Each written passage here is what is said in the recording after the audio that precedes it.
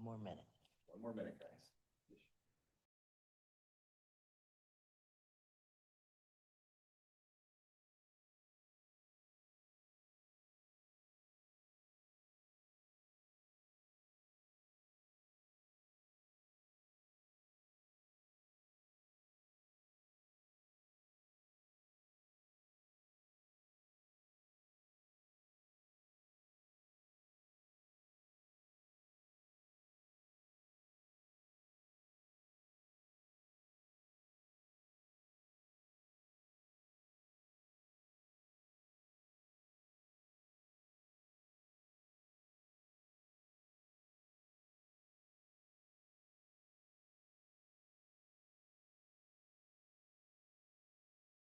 We'll begin with the Pledge of Allegiance.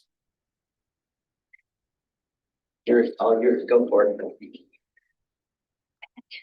Allegiance to the flag of the United States of America and to the republic for which it stands, one nation under God, indivisible, with liberty and justice for all. Outstanding. Thank you for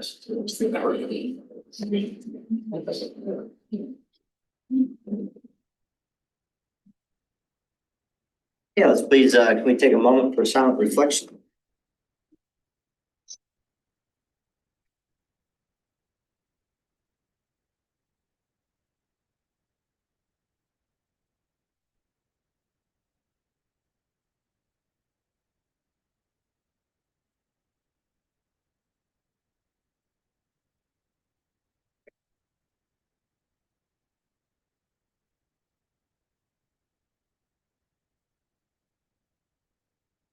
Thank you. Okay, we'll move on to item C, is the approval of the agenda with the following amendments. C1, item E1C, minutes of October 9th, 2025 special Board of Education meeting. Item C2, additional classified personnel actions for consideration. It's item E3B.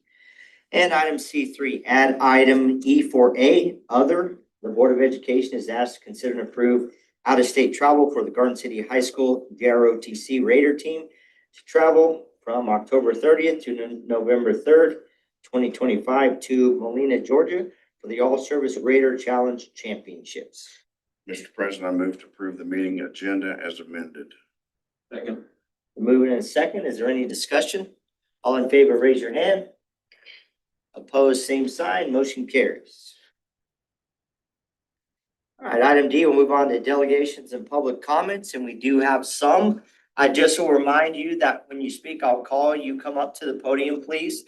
You have 5 minutes to speak, and just remember that you cannot ask the board questions. We legally cannot answer questions. This is public comment. It's your time to address the issues that you feel are necessary. Okay? Move on with number 1 is Kylie Boyd and Amanda Lee.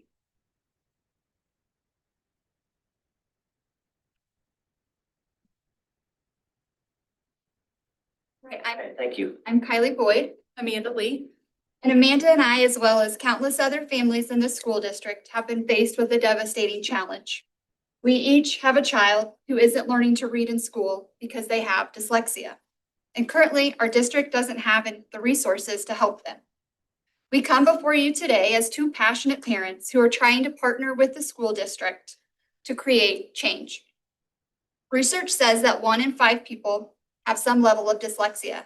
That accounts for over 1,000 students in our district.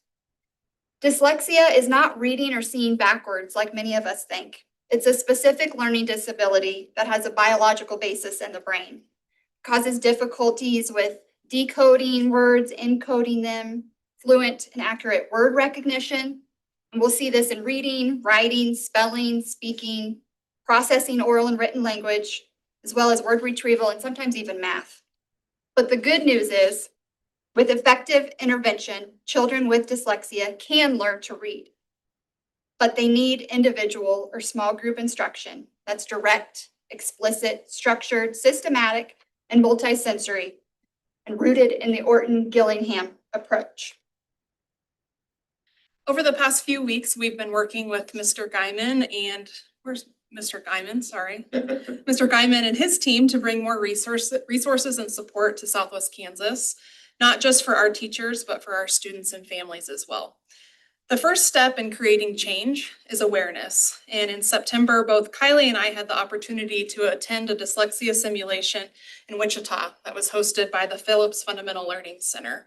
And it truly opened our eyes in experiencing firsthand what a child, let alone our children, with dyslexia go through every day completely changed our perspective. And through a partnership with the Phillips Fundamental Learning Center, who's been a leader in dyslexia education for over 25 years, we're thrilled to share that USD 457 has agreed to bring the same hands-on simulation to Garden City. So on November 8th, from 8:30 to 11:30, district staff will have a chance to walk in the shoes of students with dyslexia, dysgraphia, ADHD, and other neurodiversities during a professional development session. In that same afternoon, from 12:30 to 3:30, we'll open the doors to the broader community, offering families and community members the same opportunity to experience what so many of our students live each day. And then the momentum will continue. On January 6th, the district has committed to having Garfield and district special education staff participate in the simulation. And we're just really, really excited about the district's response and support. And we already have 65 educators that have volunteered on their own accord to spend Saturday morning in this simulation. And over 30 community members signed up to participate on the afternoon of November 8th. So that's almost 100 people that are choosing to step into the shoes of a struggling reader, to better understand, to empathize, and to make a difference. And we would love for each of you to join us for one of those simulations, either in the morning or in the afternoon. And your participation would send a powerful message that supporting all learners is important to Garden City.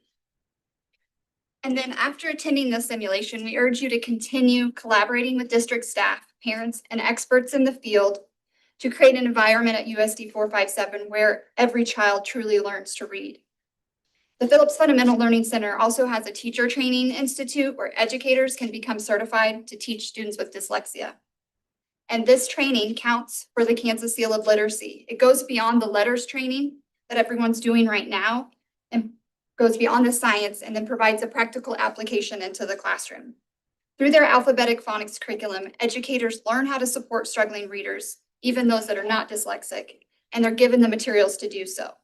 We know that you're considering a new ELA curriculum for Tier 1 instruction, and we ask you to take a step back and really think about what students at Tier 2 and Tier 3 need to be successful.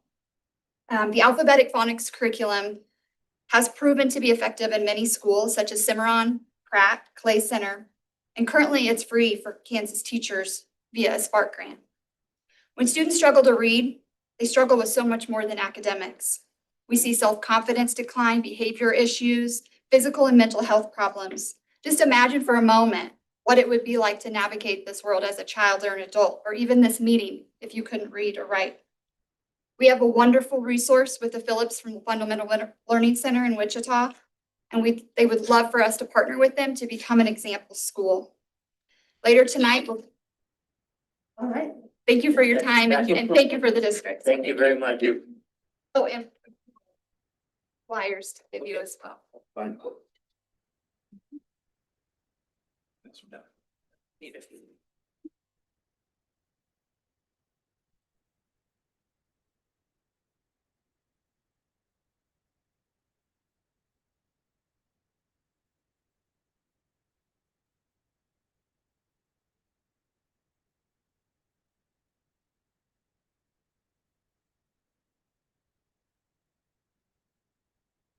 Okay, next we'll have Levi Burnfin.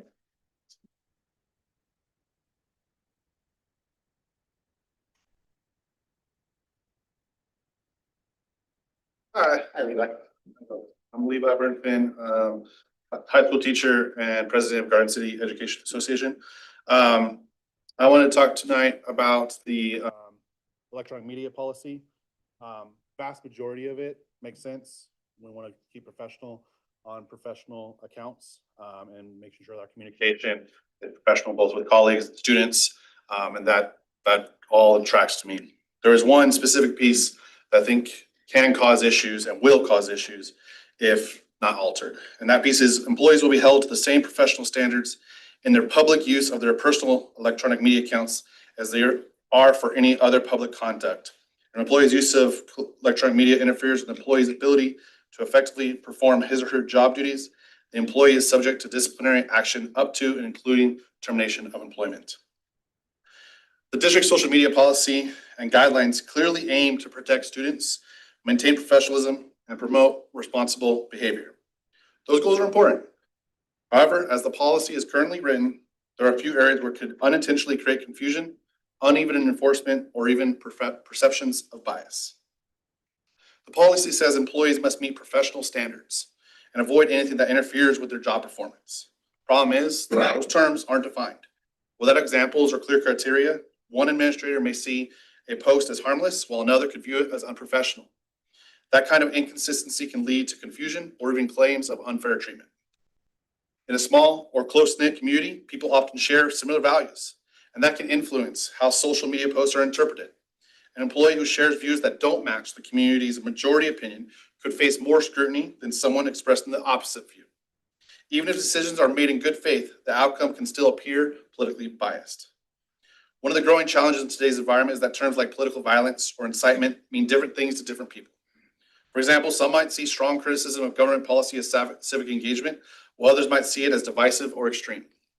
If those personal interpretations shape how the policy is enforced, it could lead to unfair or even discipline based on opinion rather than actual behavior.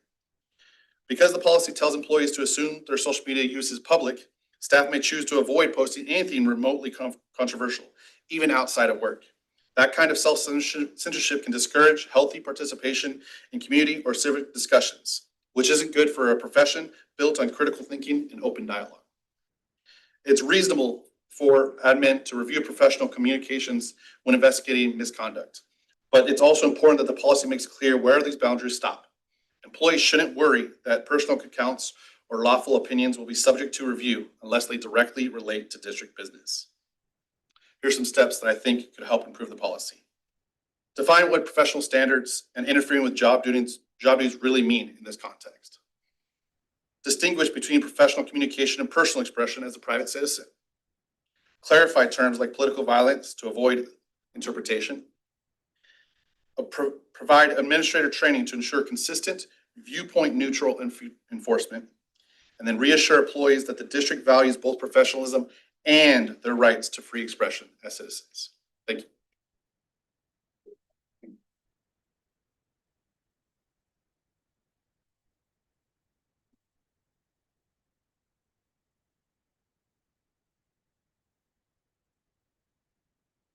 Next, Becca Burnford.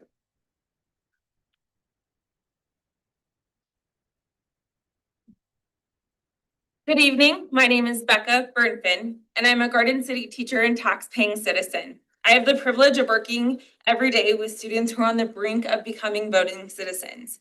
And I collaborate with educators across the nation as 2025 Kansas Leader for Just Schools.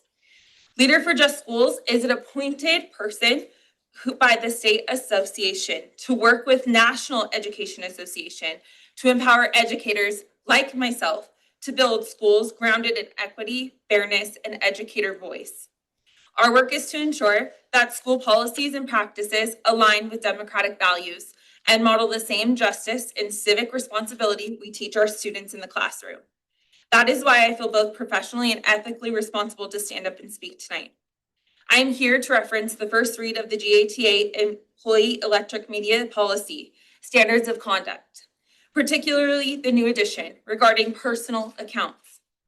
This topic was previously raised by the Garden City High School staff meeting where Superintendent Guyman, when asked about related cases in neighboring districts where staff was let go for making political comment on his personal page, replied, "There is no place for that here."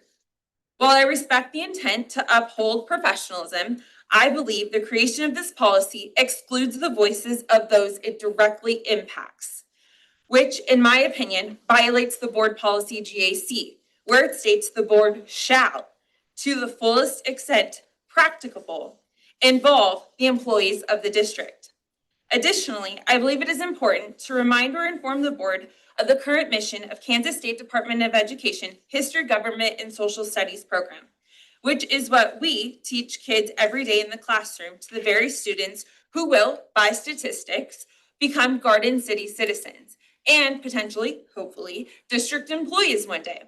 The KSDE HGSS mission is that students will be informed citizens, one who asks questions, acquire knowledge, organize information, construct their own knowledge.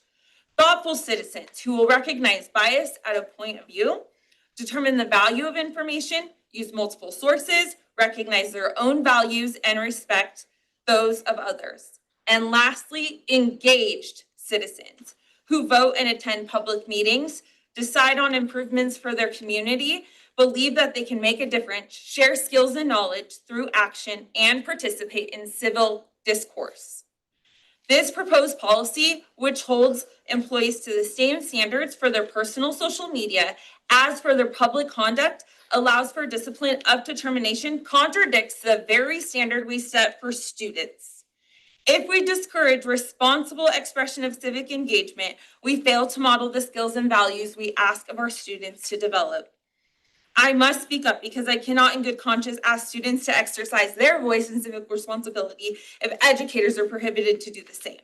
In addition to the 362 policies I counted available to review, not one of them uses bolded language, which, if you ask students in the seats that occupy the decision-making power, will tell you that it is a sign of disrespect. I urge the board to reconsider this policy, its language and development process to ensure all, and all means all, employees are included before this moves forward. Thank you.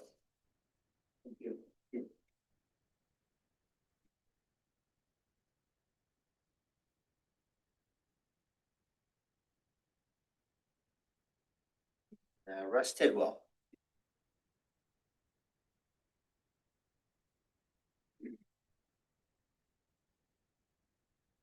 Yeah, I wonder what I'm gonna talk about. Hi, Russ. Good evening. Before I start, I want to say thank you to all of you for what you do. This is hard work and it's not always work that receives lots of thanks. In fact, I know that it receives the opposite a good deal of the time. Specifically, I want to say thanks to the three of you who are coming off the board soon for your time and service. We may not have always agreed with each other, but I've always appreciated your time and your work. Secondly, I want to speak quickly to the AI policy. I just want to say thank you for finally taking that on. I looked the policy over and I think it seems to me that it does a really nice job of creating some middle ground where we can be realistic about a technology that isn't going anywhere, but also create guardrails. And I think that's what we should do in education generally when it comes to changing technology. Now for the one that I'm less excited about. I'm a speech teacher. I've been a debate and forensics coach and speech teacher for 32 years in this district. I teach kids to find and use their voice to advocate for a world that they would like to see better. I believe that the Bill of Rights is numbered the way it's numbered on purpose, and that the most important of those rights, because it's number one, is freedom of expression. I don't feel comfortable being in a world where, because I chose to be an educator, I have to give up a good chunk of that set of rights. Specifically, I want to say that I believe that I still have the right to advocate for a political candidate. I still have the right to be opposed publicly to a political candidate. Not in my classroom. We have policies for that. I'm not advocating for that. But when it comes to my private life, when it comes to my social media work, when it comes to my advocacy in public, that's not the district's time. I have a right as an American to freedom of expression. Yes, that right carries consequences. Yes, I'm respectful of that. Yes, I believe that comes with responsibilities. But I don't think I should give it all up.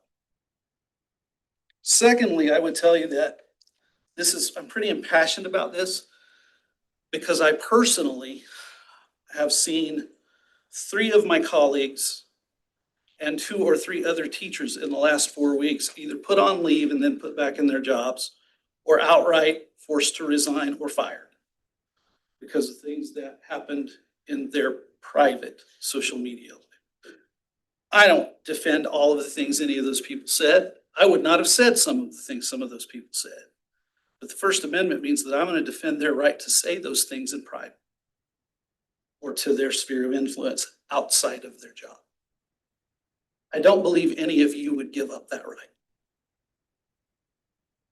Finally, I would just tell you that I already know, we talk all the time in this district about teacher recruitment and retention. Let me tell you, the districts that have put those teachers on leave or pushed them to resign, not being well seen by people in the teaching community as a place that's positive to work.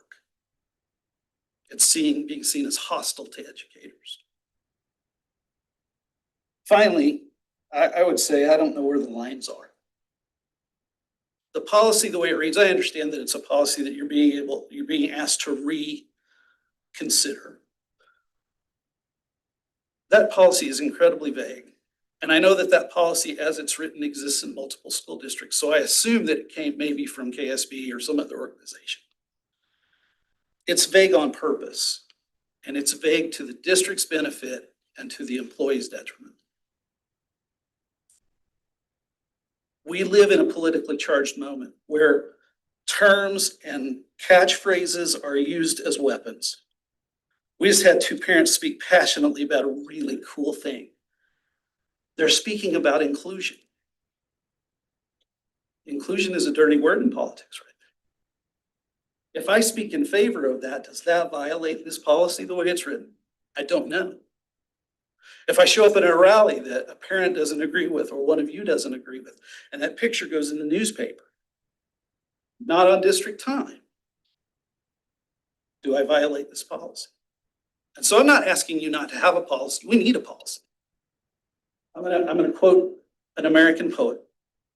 I would like you to slow down. I'd like you to stop, collaborate with us, and listen.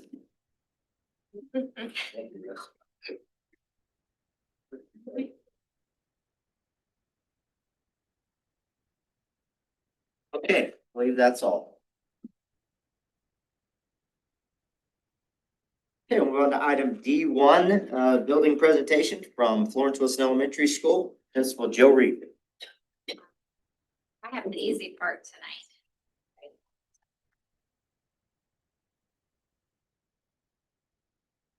Do you want us in front of you or do you? No, want that's us fine. That way everybody can see. That's, Here? yeah. Okay.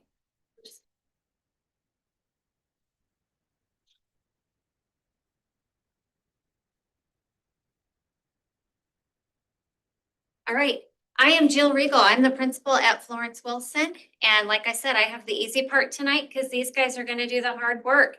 This is our Student Lighthouse team. And we do have more than girls at Florence Wilson, but the girls are the ones who signed up to do this tonight.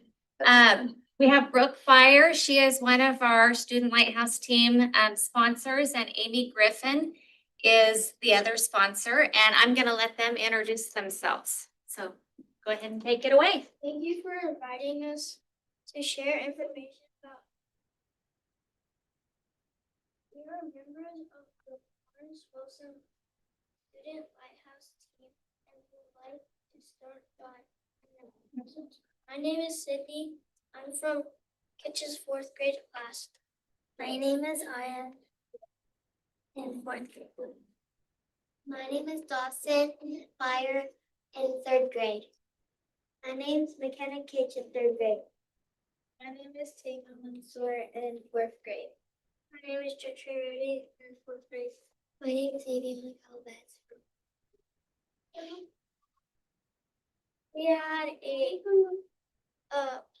to apply to be part of the Student Lighthouse team and have pledged to display positivity behavior and leadership. We hope you enjoy hearing about our school. We have 2 widely informed programs Our rates this year are rated from 2025 to 2026. 8% of students in kindergarten through second grade will meet the phonics and fluency benchmark on fast-pitch early reading or show typical or aggressive growth through implementation or high-quality structured literacy construction. With two, in 2025 through 2026, the number of students in third grade through fourth grade achieving level 3 and 4 in ELA, math, and science will increase by 10% on the cap. A reading and A math. Assessments by teachers and implementing rigorous grade level content standards and holding students to high expectations. In order to meet our building goals, we have to set goals in our classrooms to help us get there. Some of our classroom wigs are: we will have 0 students score at a level 1, 9 students score at a level 2, 14 students score at a level 3, and 4 students score at a level 4. We have also set classroom mission statements that help set the tone for learning each day. Shout-outs are a big deal at Florence Wilson. Shout-outs are given when a student goes above and beyond and are announced every Friday. When we get a shout-out, we get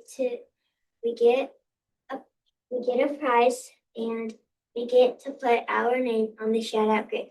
Once the grid is full, 10 names are drawn for lunch with the principals. We also have caught reading drawings and student assemblies. If someone is drawn for caught reading, they get a coin or a book from our book machine.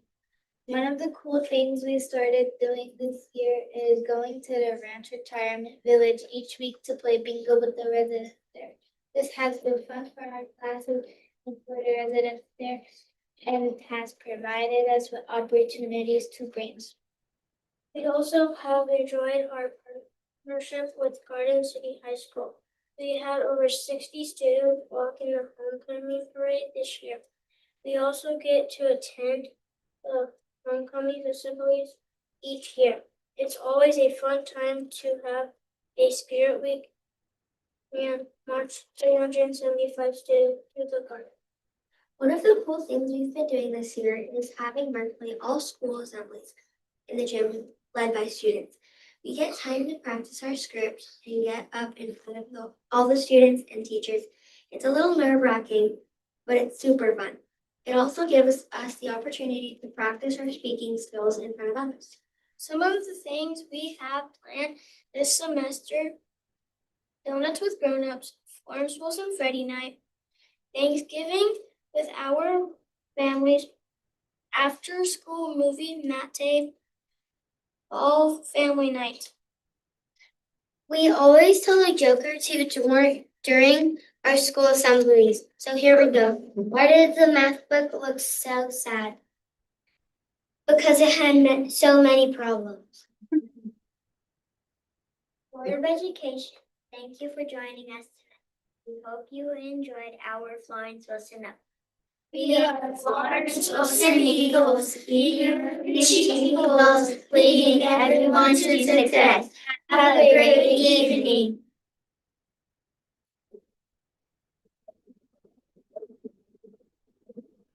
Wonder where they're going. Hey, I have questions for you.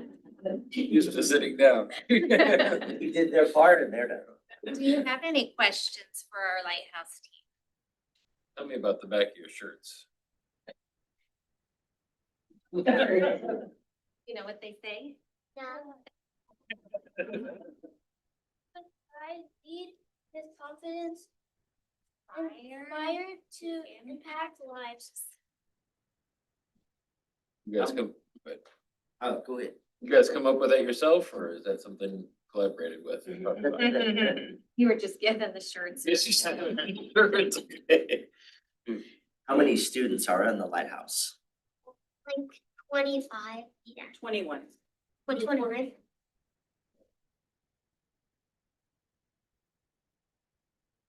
Questions? What made you guys decide to join the Student Lighthouse team? Can a couple of you answer that? Mine was, because I wanted to, be a leader. When I was in second grade, I really wanted to join it because I thought it would make me have a lot of stuff that I could do. So I'm very busy, but also to have fun. I joined because I like helping people and, that's it. Well, I think that's great. Those are all really wonderful reasons to serve and to be a leader. And I'm excited you guys are all came here tonight. You did a really great job of presenting. Thank you. We'd like to get a picture with you. And also, if you come up here, there's pins. You feel free to have one. Okay? You want one, come up here and let's get a picture and you get a pin if you'd like.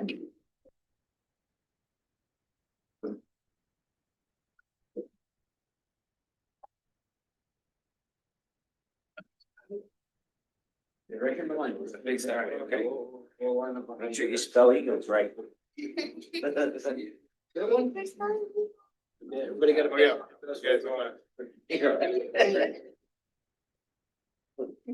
Spell it right. Ready? 1, 2, 3. One more. 1, 2, 3.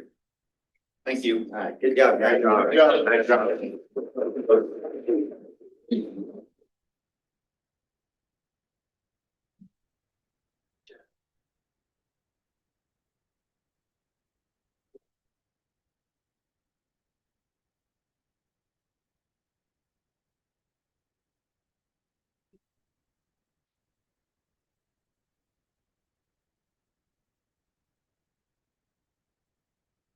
Okay, we'll move on to item E, the consent agenda.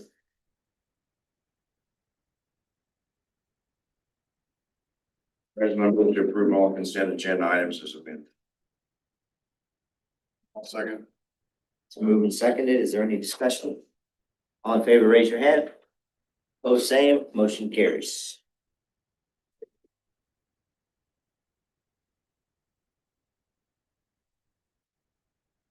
Item F, the board reports. F1 KAP assessment data presentation. That'd be Dr. Virginia Duncan, who's the Director of Secondary Education Instruction, Heather Stegman, Director of Elementary Instruction, and Michelle Byer, Curriculum and Assessment Coordinator. Okay, so this last year, as you've all heard, students across the district last spring took a new state assessment. The old state assessment was, those questions were about 10 years old. And after that amount of time, they kind of retire the old questions. They put together a new assessment. And so it took a while to get our results back from the new assessment. They were setting cut scores, working with teachers from around the state during the summer to get all that done. So to give you kind of the 30,000 foot view of the new assessment and the first look at the results, there's a limited amount of results that we have because we don't know what any other district did or any of that. It's only been in our hands for maybe a month. And so the only results we have is Garden City and Kansas as a whole for each grade level. But to give you that 30,000 look at everything, we've got Michelle Byer, our curriculum and assessment coordinator, Dr. Duncan, who's our secondary ed coordinator, and Heather Stegman, our director, Heather Stegman, who's the elementary director. So we turn it over to the instruction team to give you guys the big view of state assessments. Okay, so I'm just gonna talk a little bit about performance level descriptors and cut scores and the process that the state goes through to set those so that you understand why it takes so long. Because the kids took the test in the spring and we just got the scores in September. Okay, so to start with, they did change a few of the words on the performance level descriptors. Level 3 changed from effective to proficient. And then notice that on each one, it says that the students can demonstrate their knowledge and skills of grade level standards. It used to say college and career ready standards, or that they're college and career ready. Now it says they can do the grade level standards. Okay, so level 3 changed wording, and then level 4 went from excellent to advanced. Okay, so just a little bit of change in wording. And the reason that they wanted to look at the cut scores and to have a new exam was because they felt like the performance of student wasn't really correlating to what they were doing in college. And the state divided level ones into low level ones, high level ones, low level twos, high level twos, and so on and so forth. What they found was that the high level twos were doing just as well as the level 3s were in college. And so they wanted to go back and look at the cut scores and look at the exam and make it more relevant to what our students could actually do. Okay, so the process that we went through, because I was actually part of it, is you start by looking at the performance level descriptors at every grade level. And the teachers that teach those grade levels look and they say, okay, is this truly what a level 1 student can do? And the part that I was a part of was the high school grade 10. So we looked at every single standard, every single performance level descriptor to see, do we really believe that's a level 1? Is that a level 2, level 3?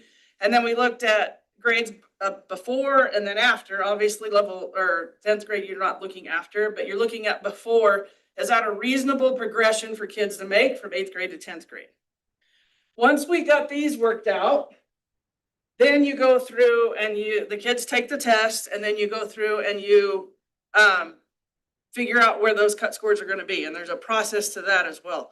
I've done that a couple of different times. I tried to do it this summer, but I didn't get picked to do it. But I have done it 2 times before. And so the process with that, you can go on to the next one. This tells you what they are, but let me tell you what the process is. Okay, so everybody that's working on the cut scores gets together in Topeka or Lawrence usually, because Kite is KU. The first thing they do is everyone takes the test. So if I was a 10th grade teacher, then I would just sit down and take the test.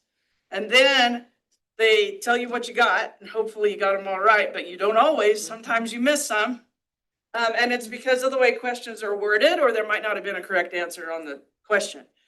Then you decide how you would order the questions from easiest to hardest. Then they tell you what actually was the easiest question and the hardest question, how the kids did. So like if 100% of kids got one of these questions right, that would be the easiest question. And if only 5% got a certain question, then that would be the hardest. Then once they're all in order, you sit down and you have arguments about where you think level 1 cut is, the level 2 cut is, the level 3 cut is. And it takes 3 days to work through each grade level. So it takes a long time to do it. Once that's done, the cut scores are kind of decided on by the professionals, and then it has to pass the state board. And then another thing they go through in the summer is they look at questions for bias. And I've had the privilege to do that too, where you read every single question and you say, well, I don't feel like this question is a fair question because kids in Southwest Kansas might not know what that means, or an English language learner might not understand that word. And I was doing it for math, and they said, well, it shouldn't affect the math. And we would have to say it does though, because they get stuck on that word and they don't know if it matters to the problem or not. So it's a very long process to go through. This is just a slide that shows you the cut scores. You can see that the lowest score a kid could score was a 400. All level 2s were cut at the same place, which is a 510, and all level 3s. But then what changed was the scores to get a level 4, those changed depending on the grade. And what is really important to keep in mind is that we don't compare kids. Go ahead to the next slide. That the scale scores should only be used to compare students in a single grade and subject area. So for example, grade 3 math to other groups of students in the same grade and subject area. The scale scores should not be compared across different grades or across different subject areas. And I gave a couple of examples of that. So if a third grader got a 520 in third grade and then maybe a 540 in fourth grade, it doesn't mean that they necessarily got better. You have to be really careful on looking at the scores. And what we can look at is, as a school, did we do better in that grade level? And they purposely changed the numbers involved with cut scores to make them vastly different than last year so that we would not compare them to last year's. Because they did not want people comparing them at all. Okay, so that's the process of establishing them. I'll let these guys talk about how we did. Okay, so these are your data summaries. First slide here is our third grade data. First column on the left is Garden City's math performance, and the column right beside it is the state's math performance. So we can kind of make some comparisons to where we performed compared to the state. The next two columns would be Garden City's ELA performance, and the last column is the state's performance at that same grade level in ELA. What we found is that, and I'm going to kind of summarize this a little bit, because the yellow and red, those are the levels 1 and 2, which are the lower levels that we want to get kids out of. Green and blue are 3s and 4s. That's where we're trying to move kids to. So I summarized it by 1s and 2s and 3s and 4s just to make it a little bit quicker comparison. Our levels 1 and 2 in third grade math, 74% of our kids are performing it in those two bands. Levels 3 and 4, we achieved 26% of our kids in that score range. The state of Kansas achieved 42% in levels 3s and 4. So we are below the state average by about 15.52% in third grade math. For ELA, our 1s and 2s were about 57%, 3s and 4s about 43%. Whereas the state's average was about 48%.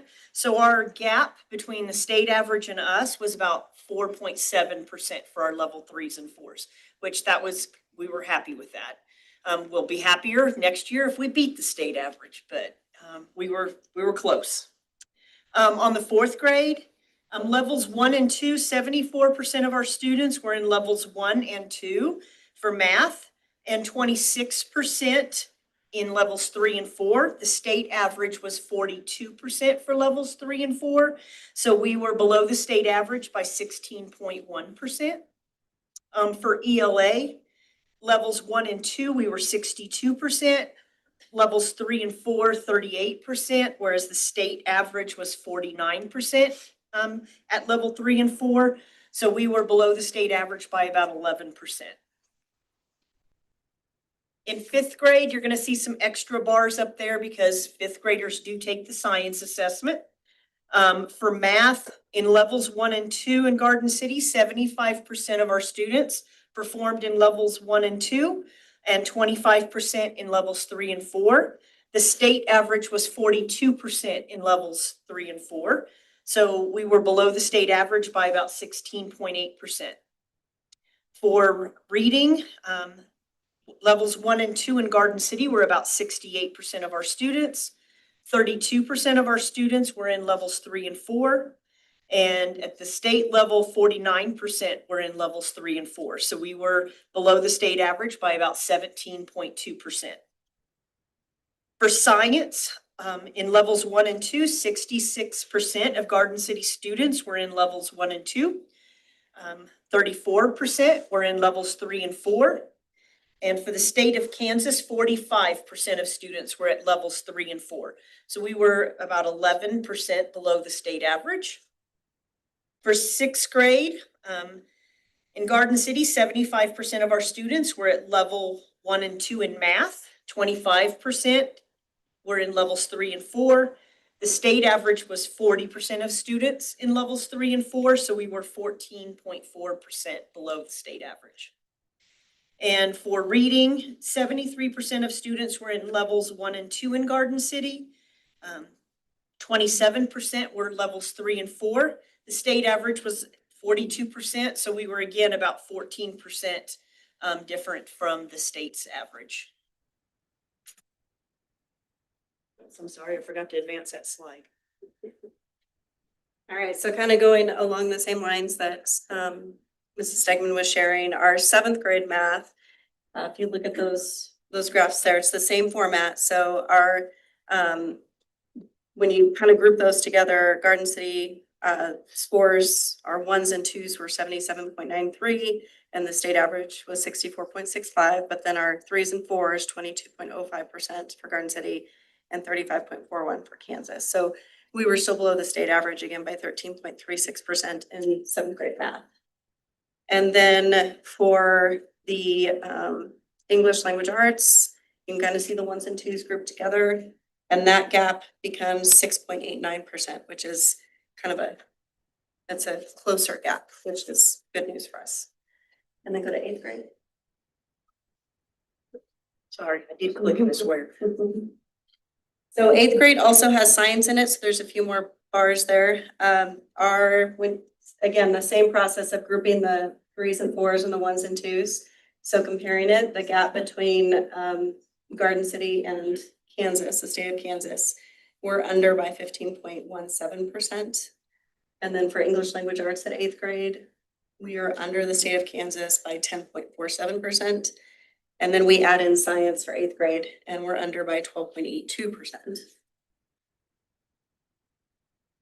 And then for 10th grade, again, same process. So when you look at just math, Garden City compared to the state of Kansas, we're below by 16.17%. And then for English, we're below by 16.31%. So, and I know that can sound a little dismal when we're always talking about being below, but there's nothing for us to compare it to. This is a brand new test. So this gives us a baseline and we're kind of excited to see our efforts and where we're going and the growth that we'll see next year. Do you have any questions for us? Is the format of the testing the same? I mean, the way the kids take it, is it administered the same way and everything? Or did it change everything? No, the format's the same. Yeah, the format's the same. The questions changed because it's a new test, but yeah. There were some standards, like the state's been really emphasizing for us that certain standards would be emphasized a lot more than what they have been previously. For example, compare, contrast, things like that had a lot more emphasis than what they have in the past. But for what the kids see, the kite platform, things like that looked the same.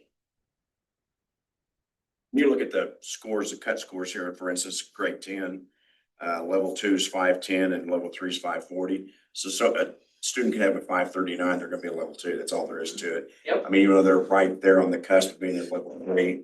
Okay. Yes. So I mean, there's within each range, 1, 2, 3, 4, we're talking about a range of, Yeah, and we've been. I 2 is awful close to a 3. Which is what I think why the state did that, so that they could show people, look, even your high twos are doing really well post-secondary. Whether it's in a tech job, the workforce or college, they're successful too. And they were really quick to point that out in the conference this summer. And Josh and I had this discussion, it's been a while back, but you know, there was criticism thrown at that, hey, we changed the standards, that we've lowered the standards, and sure you guys have read this too, right? Yeah. Okay, so what is your answer to that?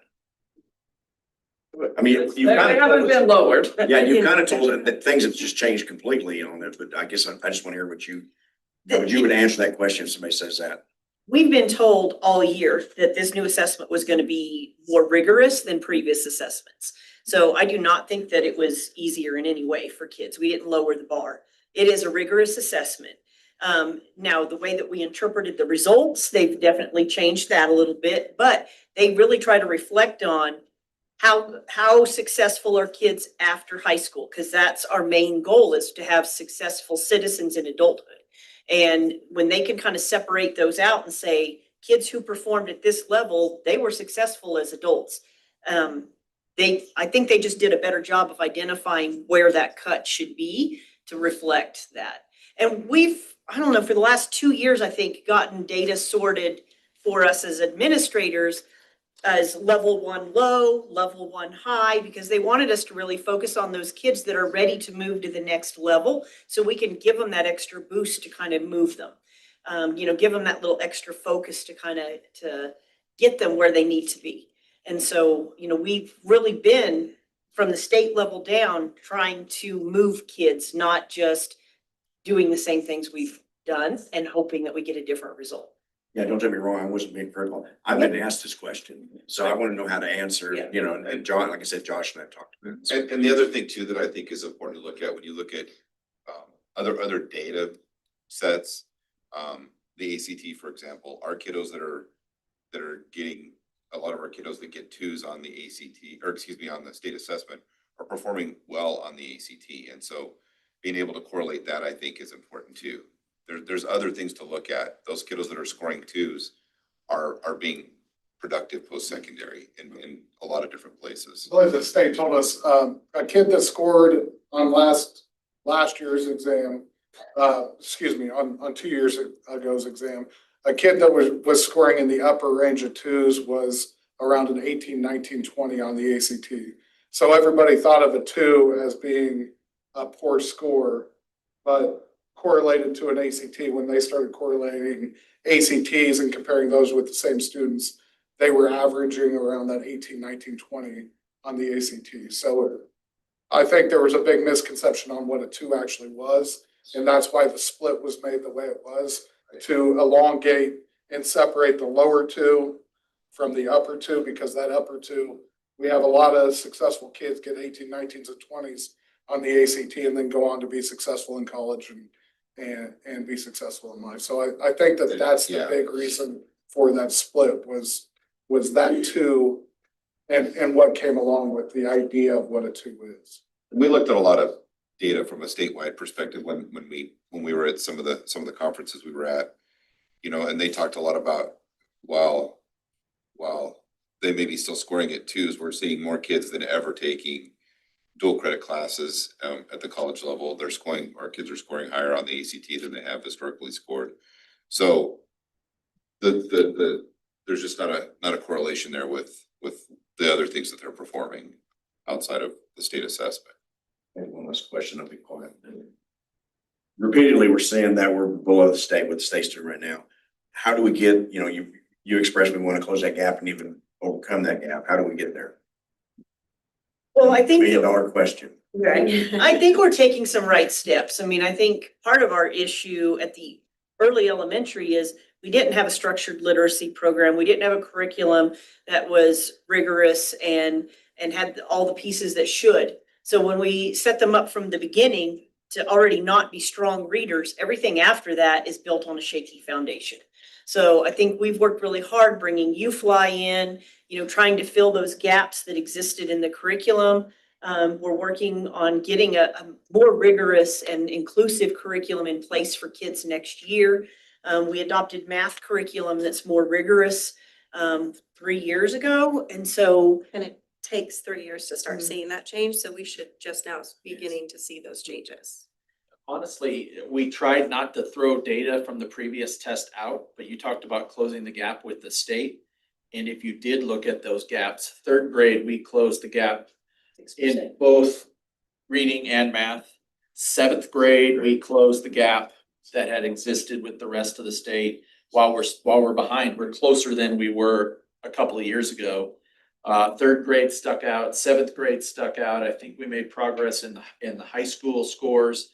So, yeah, I mean, it's apples and oranges a little bit, so we didn't give you that data, the old data, but talking about, it's a great question, how do we close the gap? We did, but it's year one, it's test one, so we'll see how things continue, but those were some positive points. I know especially third grade and seventh grade did really pretty well. And we do have places across our district where we are exceeding the state average. There are classrooms where we're exceeding the state average in this district. And so some of the data discussions we're having is, what are we doing in those rooms that's making the difference so that we can replicate it in our other classrooms? And we've had that discussion with coaches a couple of weeks ago. We're having it with principals tomorrow to really focus on our low performing classrooms. Why are they lower than everybody else? And why are our higher performing classrooms higher than everybody else? And how do we, you know, get the lower ones up and, you know, model off what's happening in our higher performing classrooms? Jenny Wilson, fourth grade, is a prime example. they had almost 78% of their kids in fourth grade in ELA score in 3s and 4s compared to the state average being below 50%. So we do have, and Jenny Wilson as a whole has always been very successful for us on the state exam. But they're an example. Gertrude Walker, fourth grade, I believe. Yeah. Gertrude Walker, fourth grade, Miss Johnson absolutely killed it. I mean, she absolutely killed it.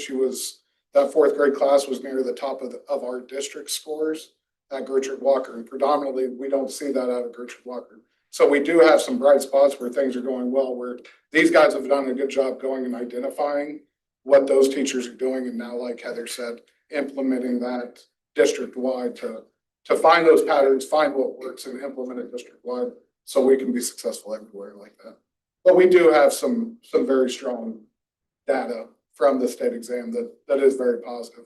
And, you know, we'll be the first to tell you ELA, when you start looking at ELA, that's a very difficult test for ESOL learners. Like, we're naturally going to be below state averages because our ESOL population is well above the state average. So because they don't get that every single night when they go home, they may go home to a dual language house where they're not constantly getting English as their first language. We know that those scores are going to be below, but we're finding those trigger points and trying to move those kids up as well. That was at some point where we have the data from like Dodge and Liberal that are closer. The state report cards haven't been put out yet, but when they get those published online, we'll be able to see what. That's a better comparison. Yeah, right now, all we have, but we wanted you to get the data as soon as we got the data. And so that's really about the extent of it right now. Yeah, normally we get that in May and we didn't get it till Spent all summer mid-September. looking at it. Yeah.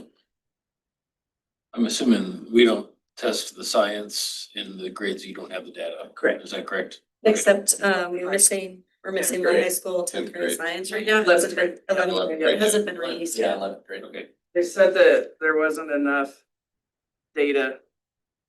Yeah. Relevant data to set cut scores for 11th grade science. I don't know what that means. The information we got was the test did not perform as expected. Essentially, everybody was just clumped in the middle and it was hard to separate a level 1, a 2, a 3, and a 4. Everyone on this version of the test was just clumped together. And so they are not going to release those results. They're going to go back to the drawing board. Try again this next year. Typically science we do every third year, it says. This format will be consistent moving forward, we see growth. When they've changed tests and things, it's usually been about 10 years and then they retire those items and they build a new assessment. So the AYP assessments that we had before 2012 or so, they retired those. We went without a state assessment for a few years. And then these came back in the teens. And now after about 10 years, it was time to retire them and come up with a new assessment.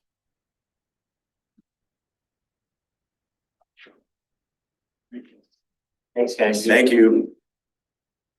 Okay, we'll move on to item F2, the ELA curriculum adoption update. Director of Elementary Instruction, Heather Stegman. Okay.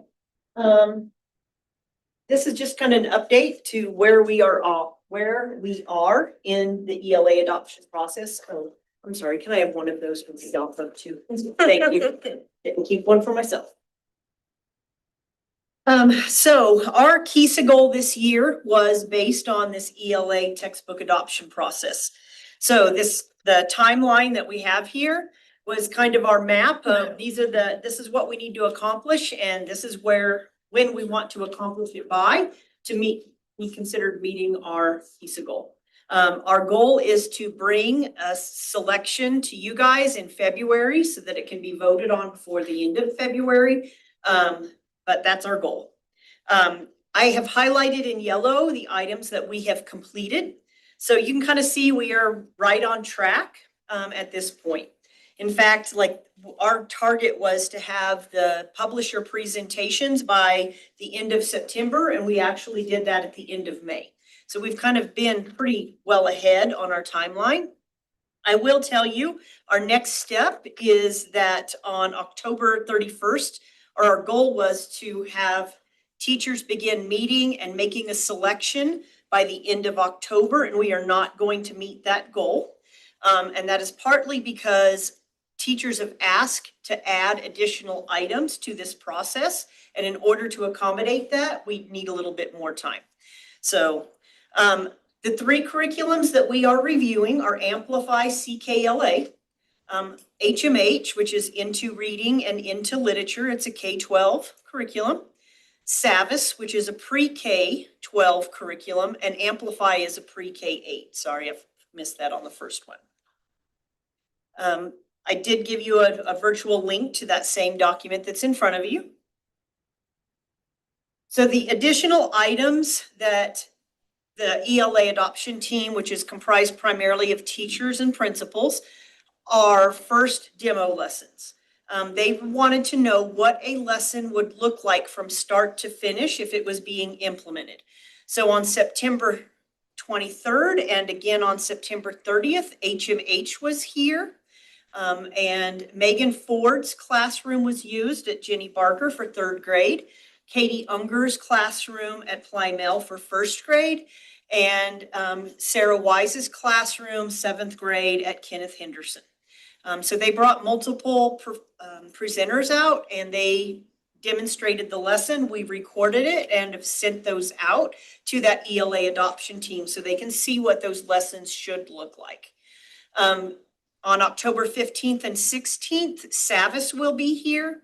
And I actually have a more updated date. They're gonna be here November 3rd and 4th.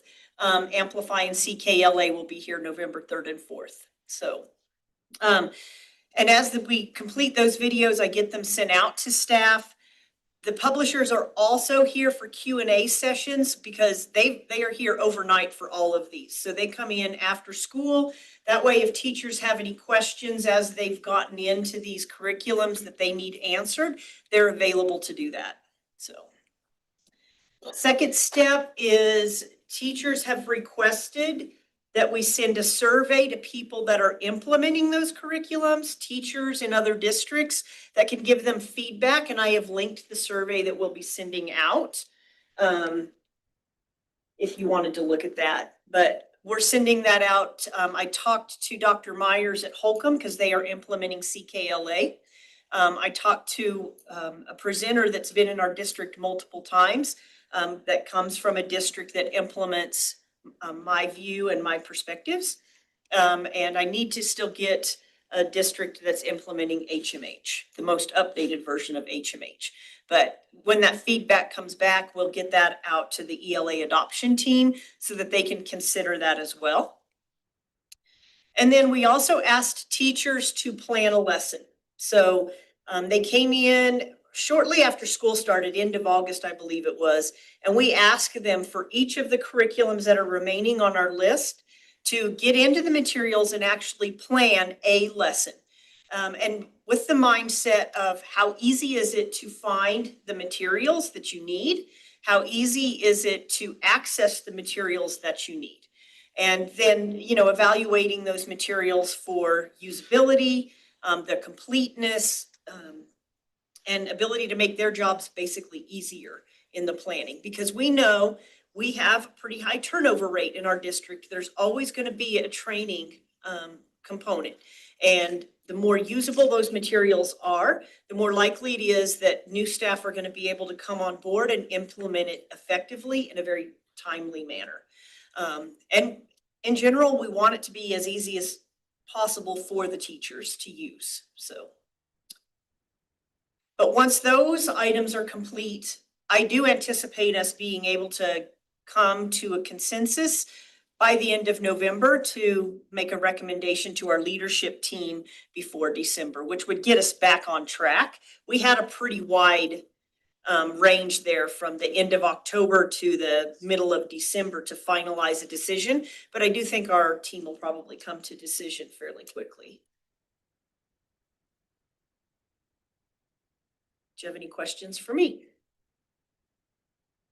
no questions, but I'm very excited about just being a part of the process and being in the meetings and whatnot since last spring, seeing all of the different things that are going on. It's exciting to see how serious the team is taking it and the openness and how they're processing through everything effectively and looking at all the different curriculums and whatnot. Very happy that they have come up with some other things that they wanted to do and they're feeling vested in the process as well. And we've taken those and you've done a great job of implementing those couple extra steps, even though it puts our timeline back a bit, just a minute or two. But it's taking it very, very seriously. So I appreciate that from the whole team. Thank you.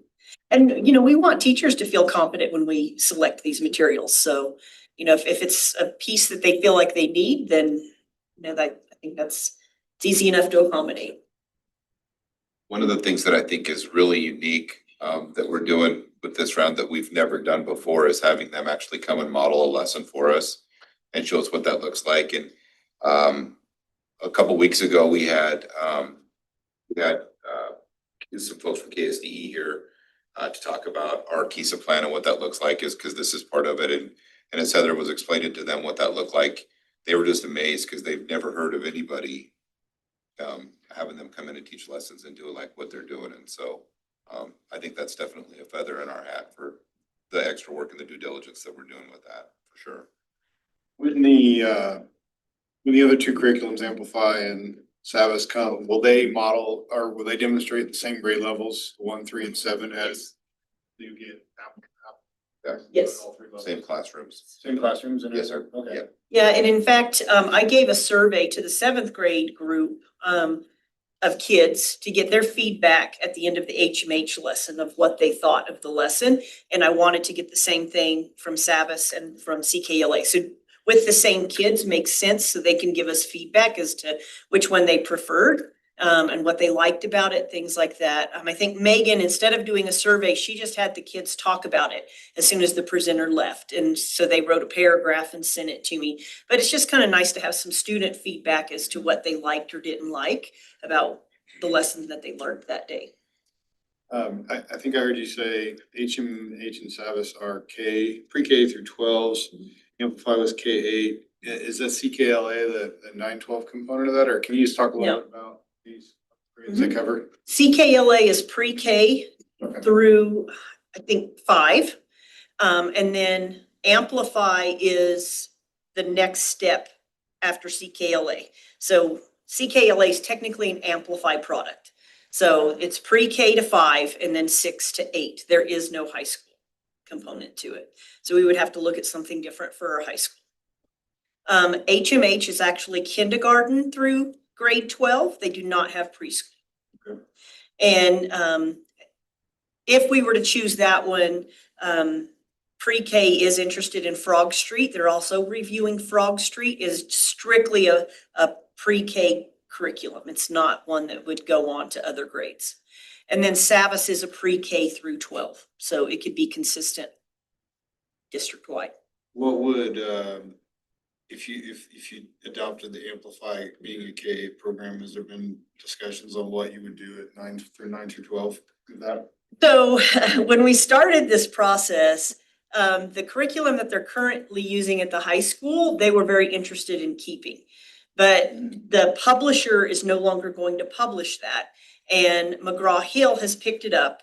And we were hoping that that was going to be an option that we would be able to review. And so if Amplify was chosen, we could do that pre-K through 8 and then keep the 9-12 curriculum that we currently have under a new publisher. I don't think McGraw-Hill, we met with them just last week. They still do not have that product ready to go out. So I don't think that's going to be an option. So the high school would have to choose out of the other two options of HMH and Savas. But our intent was, they really wanted to review that current curriculum that they're using in an updated version. Sure.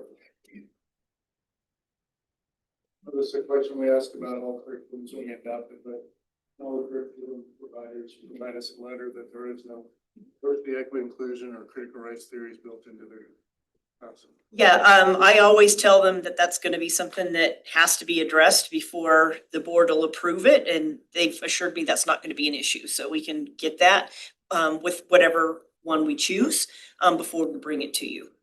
So, but all three publishers, we've discussed that before we, got very far in the process, because I didn't want to waste time if that was gonna be a hurdle. Do any of these, because I have talked, to Ms. Boyd at some about the dyslexia thing, do any of these address that portion of the ELA, or would that be something that would need to be a different program? Well, we want to have a strong curriculum that's systematic and explicit in place for our tier one, which is for all kids. For students with dyslexia, they're going to need beyond that. And that's where our tier two and tier three, depending on the amount of time that they need, but that's where those other components would come into play. Now, all of these curriculums do have some tier two and tier three supports that could provide some additional support for that. But I would not say that tier one is going to solve those type of students' reading problems. They're gonna need more than that. Financially, are they all about the same, or do we know that yet? I've asked for quotes from all three. I did get one, and it was quite a bit more than we anticipated it being. I'm hoping by the end of the week to have the other two, because I think Savvis will bring theirs with them. They usually like to sit down with me and go through it and explain all the different line items on it. So I anticipate getting Savvis this week, and I told CKLA I would really like to have theirs before they come in November. And she was working on it tonight, has been emailing me questions this evening. So I'm hopeful we'll have numbers to be able to compare soon. Well, and I asked that just because I don't want money to be the deciding factor. I want it to be the best. So I just wonder if they were comparable or not. Yeah, I'm hoping to see that too pretty soon. I mean, we've put it into spreadsheet form because when they give you that curriculum quote, it has lots and lots of things on there. There's bells and whistles, and then there's just the basics. And you have to decide which of the things you want, which you don't. So we are gonna have to kind of narrow down based on our budget, which things are we gonna get, which ones are we not, which ones are essential for us. I know for the elementary teachers, several of them were interested in HMH, but they said, we don't want it unless we can get Amaya, which is a tier two, tier three support. But it's also AI. And so unless we have an AI policy, we can't pursue that. So, those are all things that over the next few months, we're gonna have to make some decisions on.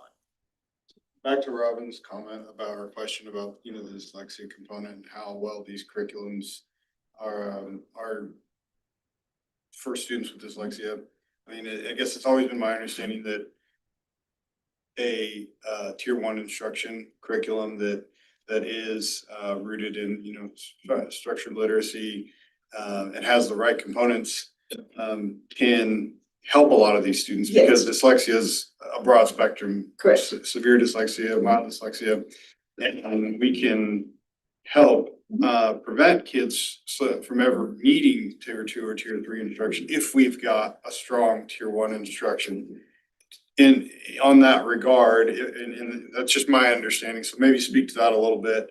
And then my other element is if that is the case, have you or could you consult with organizations like the Fundamental Learning Center and get their input on the tier one instruction of these and how well they are catered to students with dyslexia?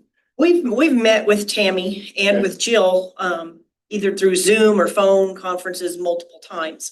I think Josh and I don't remember who else was there, but we met through Zoom at the beginning of this past summer and discussed, the alphabetic phonics and some different things. Just was not a great timeline for us to get staff into a program like that. It came down to staffing issues for us to proceed with that during the summer. Well, I'm just more asking if you have or could seek some feedback from them regarding the three that we're currently evaluating now. and which ones they feel like have the strongest tier one instruction component when we're thinking about our students with dyslexia. Sure. And we've looked at a lot of like review sites. I know the Reading League, you know, we looked over theirs. We've gone through Ed Reports. We went through Louisiana Believes. Louisiana Believes and Ed Reports both being ones that KSTE highly recommended that we look at. So I do think, yes, they are going to be much better than what we currently have for our students with dyslexia. I think some of the other things, though, are the amount of repetitions and practices that a lot of our dyslexia students need. In the tier one classroom, they don't necessarily get as much practice as they need. I mean, and that's true of any skill. I mean, when you talk addition, subtraction facts, you got kids that are gonna pick it up in a couple attempts, and you've got kids that are gonna need to do flashcards 12 times, maybe 20 times to remember that fact. It's the same way when we start getting into those phonics skills. Some kids are gonna pick them up quick, and some of them are gonna need a lot more repetitions. So I do think, yes, a strong curriculum with enough repetitions, small group, absolutely could be great. I just don't want to ever close the door and say this is going to solve all our problems. Sure. We are always going to have a need for a tier 2 and a 3, and some of our kids are going to need a lot of support to be successful readers. Yeah, I mean, the concern I have is the amount of, the depth at which that tier 2 and tier 3 instruction is necessary. And you think about the number of students in our district that have some level of dyslexia. I can't even think of how we can staff to be able to provide that level of instruction. And the way, so whatever I think whatever we can do on a tier 1 to help prevent the progression of that, and help meet those kids early on, I think is a critical component in us being able to move the ball most significantly for all 7,000. Sure. And I think we really have worked at that. You know, with UFly for the last 3 years, we have really tried to address the fact that our kids, in order to be successful readers, need an explicit phonics program, a systematic phonics program. And so, you know, we've worked really hard at that. Now, K2 or UFly is a K2 phonics program, and phonics doesn't stop at second grade. I mean, so I see this new curriculum that we're purchasing being something that's going to be longer, you know, to help kids go beyond the skills that they're learning in smaller words or shorter words to be able to be applied to multi-syllable words and more complex words, which for some of our kids is really hard. And especially for our dyslexia students, to apply that to more complex words is hard. And so I really hope that this new curriculum is going to be much better at that beyond second grade. Because where some of our students can fake it, for a while. But where it really hits our data hard is third, fourth grade, where they get into those long, complex words because those compensation strategies that they used in the early grades don't work anymore when they get to more complex vocabulary. So, I mean, we need something that's a strong tier 1 that goes beyond what we're able to do within UFly. But I will tell you, we have buildings that are getting great data out of UFly. So I think having that systematic, explicit program has been very beneficial for a lot of our kids. So it makes me very optimistic that as we implement something that's more all-inclusive and more integrated, that those results will get even better. Well, and this is so important because you alluded to it earlier. ELA is not just class. It affects every subject that you're gonna learn. Yes. Your ability to read, so. Yep. We need to do a good job. Mhm. I appreciate all the time you put into it. Thank you. What's the makeup of the committee again? I don't have that in front of me, but I will tell you what we did was we asked for every building to designate a representative. So there is a teacher from every building that kind of is their contact person to go back and keep their building informed of this process. I can't tell you off the top of my head how many teachers that is or which grade levels they represent. I'd have to go find that. But every building has a representative with intent that when we meet, then they can go back to their building, because I want every teacher to feel like they were part of this instead of just told at the end, this is how it turned out.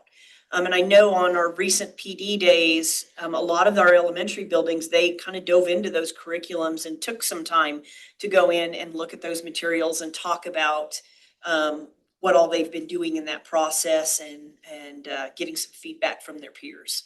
So.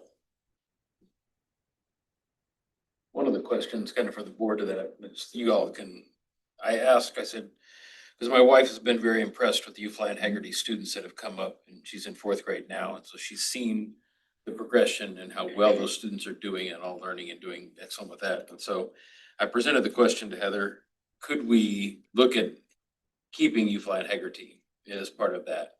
Now, at the time, it was a kind of a fill-in to help out the curriculum. We're trying to get something all continued, but do you want to address, and I'm looking at the email now you sent me, but do you want to mention or kind of go with that since we've invested so much into that and it's working? Yeah, and I think it kind of goes back to the same answer that I gave to you, Andy, is that phonics doesn't end at 2nd grade. And UFly being a K2 phonics program, we need something that goes beyond that. And so that's a big part of it. And again, applying those skills to more complex words. So when we started this process, there was a curriculum on the table that was only literature. And the intent was we would keep Haggerty and UFly. And teachers, the people that were on our initial review committee for the 6 curriculums did not want that because they wanted something that was integrated and that incorporated all of the 5 pillars of literacy into one product instead of us trying to mismatch all these different things together. And we've done a good job with it, but I do think it could be better if we do have an all-inclusive program where the phonics skills they're learning are the same ones that are in the stories that they're seeing and the decodables that they're being asked to read, instead of it being, here's the story I'm reading in literature, and then over here's a completely separate lesson and a completely separate decodable that does not have anything to do with what I'm learning about in my lesson. So the more that we can get that kind of integrated, assessments as well, the assessments that come out of Benchmark, we've had to really butcher those because we're not using the phonics program they had.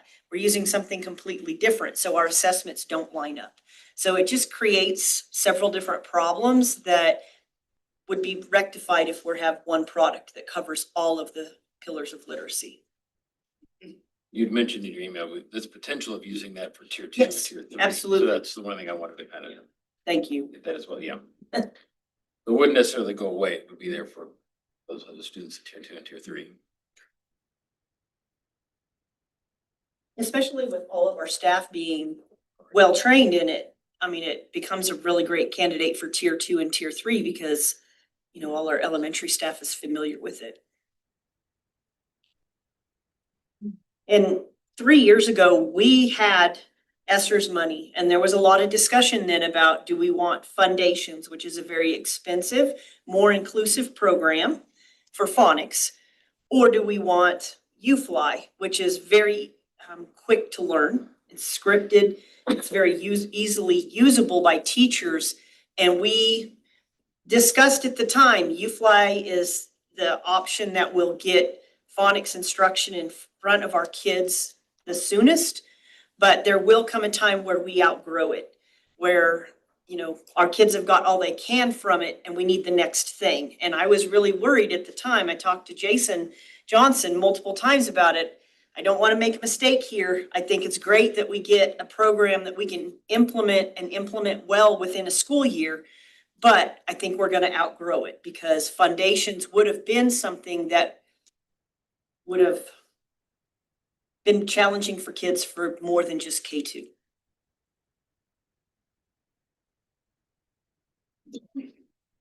So I guess it's good timing that we're now moving on to a new curriculum, so it works out. All right, any other questions? Thank you. Thank you very much. Move on to item F3, 1.1, technology review, Director of Technology, Casey Wise. Evening. How's everybody? Hi, Casey. I'm not gonna take a whole lot of time specifically on this one unless you have lots of questions, but Through my conversations with leadership, it just had been brought up that maybe you want us to take a moment to review the one-to-one program in the school district. I gave you a little bit of history in your handout of the program. We started in 2011 at the high school. 2018, we added basically first through eighth grade, and then over COVID, we added Garfield and kindergarten as well. So you can kind of see how the program flows as far as the nuts and bolts of what it looked like on a yearly basis and how we purchased the devices and all those things. But at the heart of it is kind of at the bottom, it's the passion I have because I was here at the start of it and have been here through the whole program. And so, just that understanding, I think it came out in one of Robin's responses, I think on the survey was, we want it to be a tool, and that's what we've always wanted. We didn't want the device to replace instructional materials. We wanted to replace the teacher. We didn't want all those things that I think get thrown out there. We've always really pushed that the device is a tool to help you be better in your classroom, whether that's changing a little bit of the instruction, how kids respond, just ease of access to information, those kinds of things. That was the intent of the program. And we've really pushed that with teachers through all the years of training we've tried to do. I think there's been some great strides throughout the program. I think there's been some times where us and instruction didn't mesh very well together, just with different, directors and those types of things. I think right now we have a great working relationship with Heather and Virginia, just in increasing our instructional impact with the device and what we can do and what we can support teachers on. A couple of years ago, we had 3 instructional coordinators, myself, Lane, and Tyler. Over the years, obviously, we've had changes in personnel, and so we were left with Tyler. So this year we added an instructional coach, Becky Alexander, who's coming out of the classroom, elementary. Tyler and I were both secondary folks, and so it's great to add that elementary person to the team. And so she's been working with instructional coaches with Heather and Virginia and their team. She was a coach as well. She was a teacher for a number of years, then was a coach for a couple, and then now is with us. So she has that background to really build upon the program. I think we're moving in a great direction with it. But there's a great time to review. It's been a number of years. I think the last time we reviewed it was 2019. The board asked to look specifically at Chromebooks at that time. That was the only focus really, was to evaluate whether the Chromebook was the right device. We didn't really look at instructional side as much during that particular review. I think we ought to look at more of this, the whole product as a whole, the whole program, not product, the whole program. And so I asked Josh and the team what things that they were hearing from you, and there was 2 that came up. One was, is an iPad the right device for 7, 12, or the upper grades? Should we be considering a laptop device? And so we'll definitely cover that. We'll look at those aspects, look at what other schools are doing. I know of quite a few districts that I have contact with that are Apple districts as well. Not that we have to stay with Apple, but that's who we work with, because that's the devices we have that do iPads at the lower grades and MacBooks at the upper grades, or have some kind of tablet device and laptop device for the older grades. So that's absolutely on the table. We could sure look at it. I'll warn you that those are going to be a different price range to move to a product like that.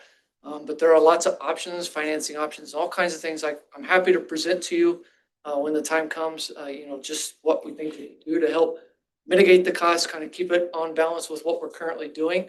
But also, if that's the best device, then, let's look at what that option looks like. And so that's the first I know. And then the second was just the amount of screen time for K1, maybe even 2, the amount of time our kids are on the devices. And so just reviewing how much time of their day is spent on the devices, what they're doing on them, how is it, impacting instruction, but also how is it impacting just their overall development, spending that much time on a device.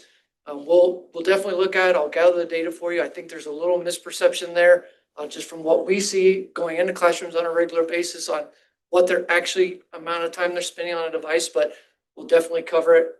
We'll gather that data for you and make sure that we can at least answer those questions for you and have an honest conversation about whether that maybe that is too much, or maybe it's just a misunderstanding of where the time's being allotted, and it's not so much. I definitely want to bring it to you and make sure that we cover that for you so that you get that question answered.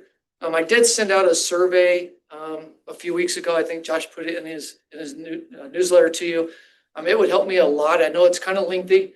If you take a time just to kind of go in there and quickly answer those questions, it just gives me an idea of what one, you know about the program. Two, what your concerns are, so we can make sure we address them.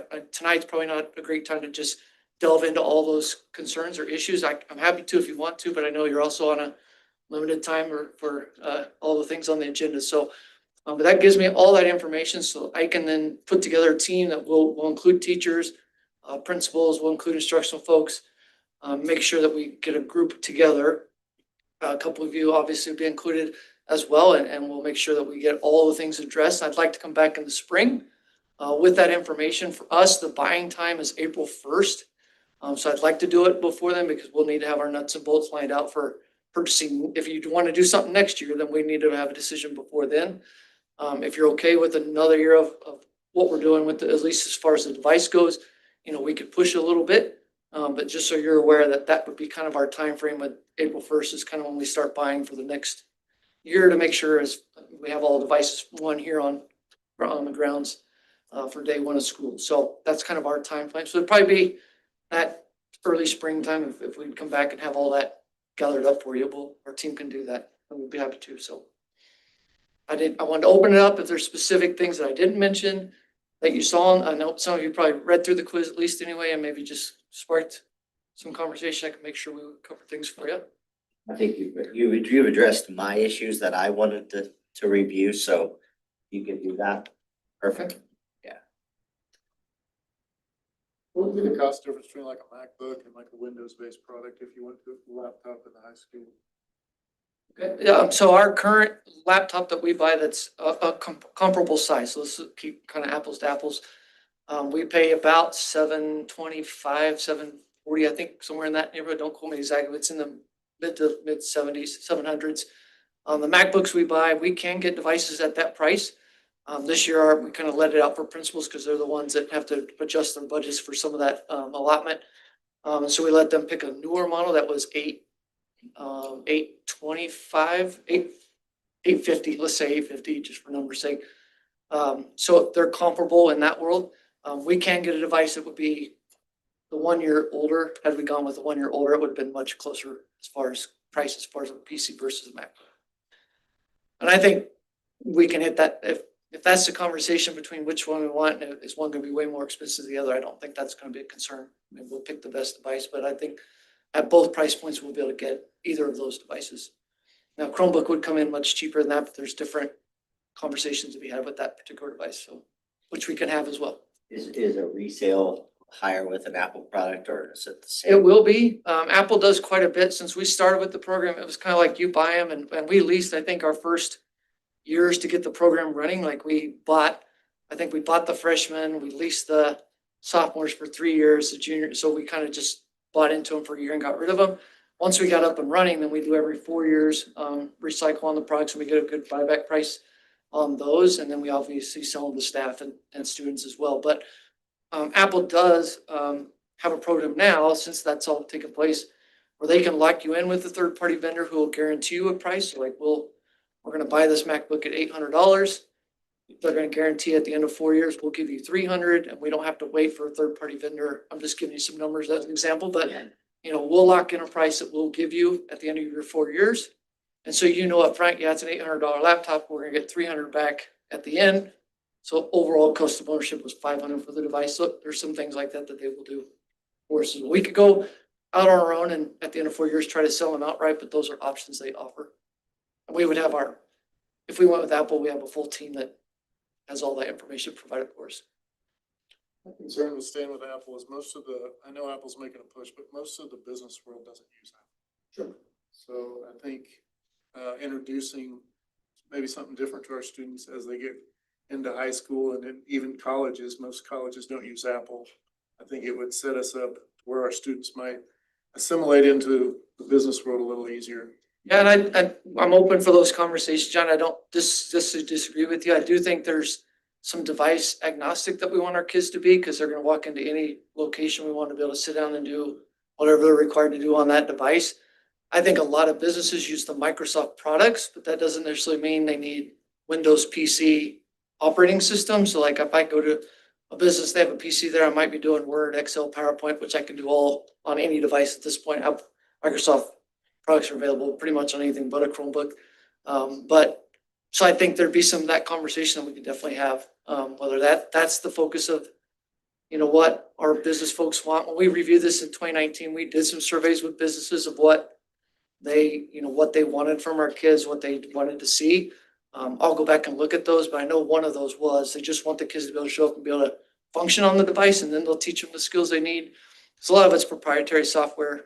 They're going to a business and they're like, you're gonna run, you know, John Deere's got stuff they want them to run.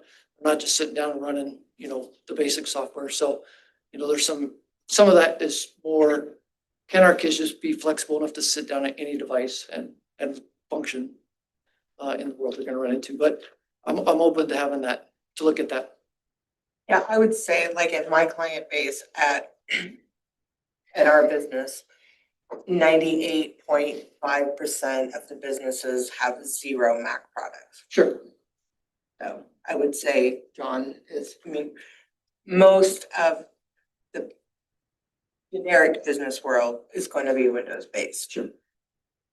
In my experience, my kids going on to college, one of them, the degree she's pursuing, they had to get a PC. Sure. The other one, the department she's gonna pursue, says everything's Apple based. So I think even getting some data from the keyboard schools as to what are their different colleges and say, Yeah. you know, X% of colleges within our keyboard schools prefer students come in using these devices for this. I think that'd be helpful information to know too. Sure, I can definitely look at that. And it's kind of probably degree specific.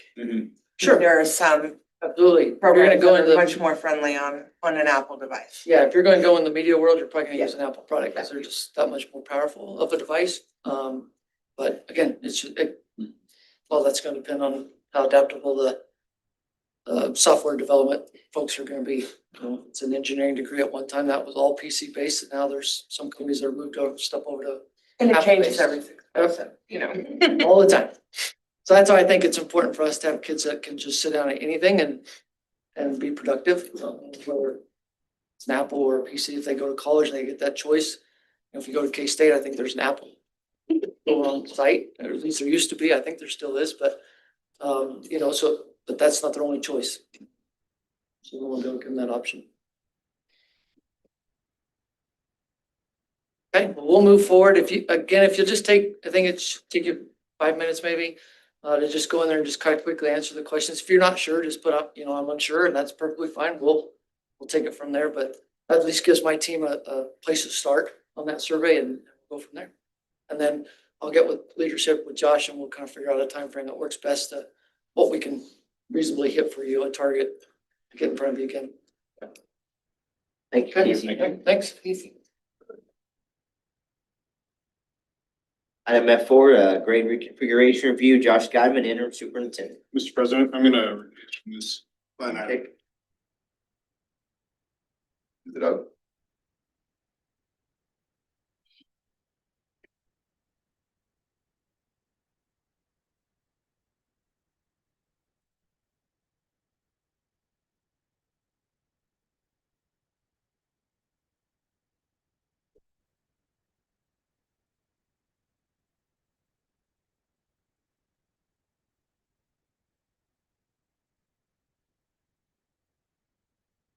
Okay, as we start to dig into grade reconfiguration and what that looks like, I wanted to take just a little bit of time tonight to kind of walk through all of the work that's been done up to this point.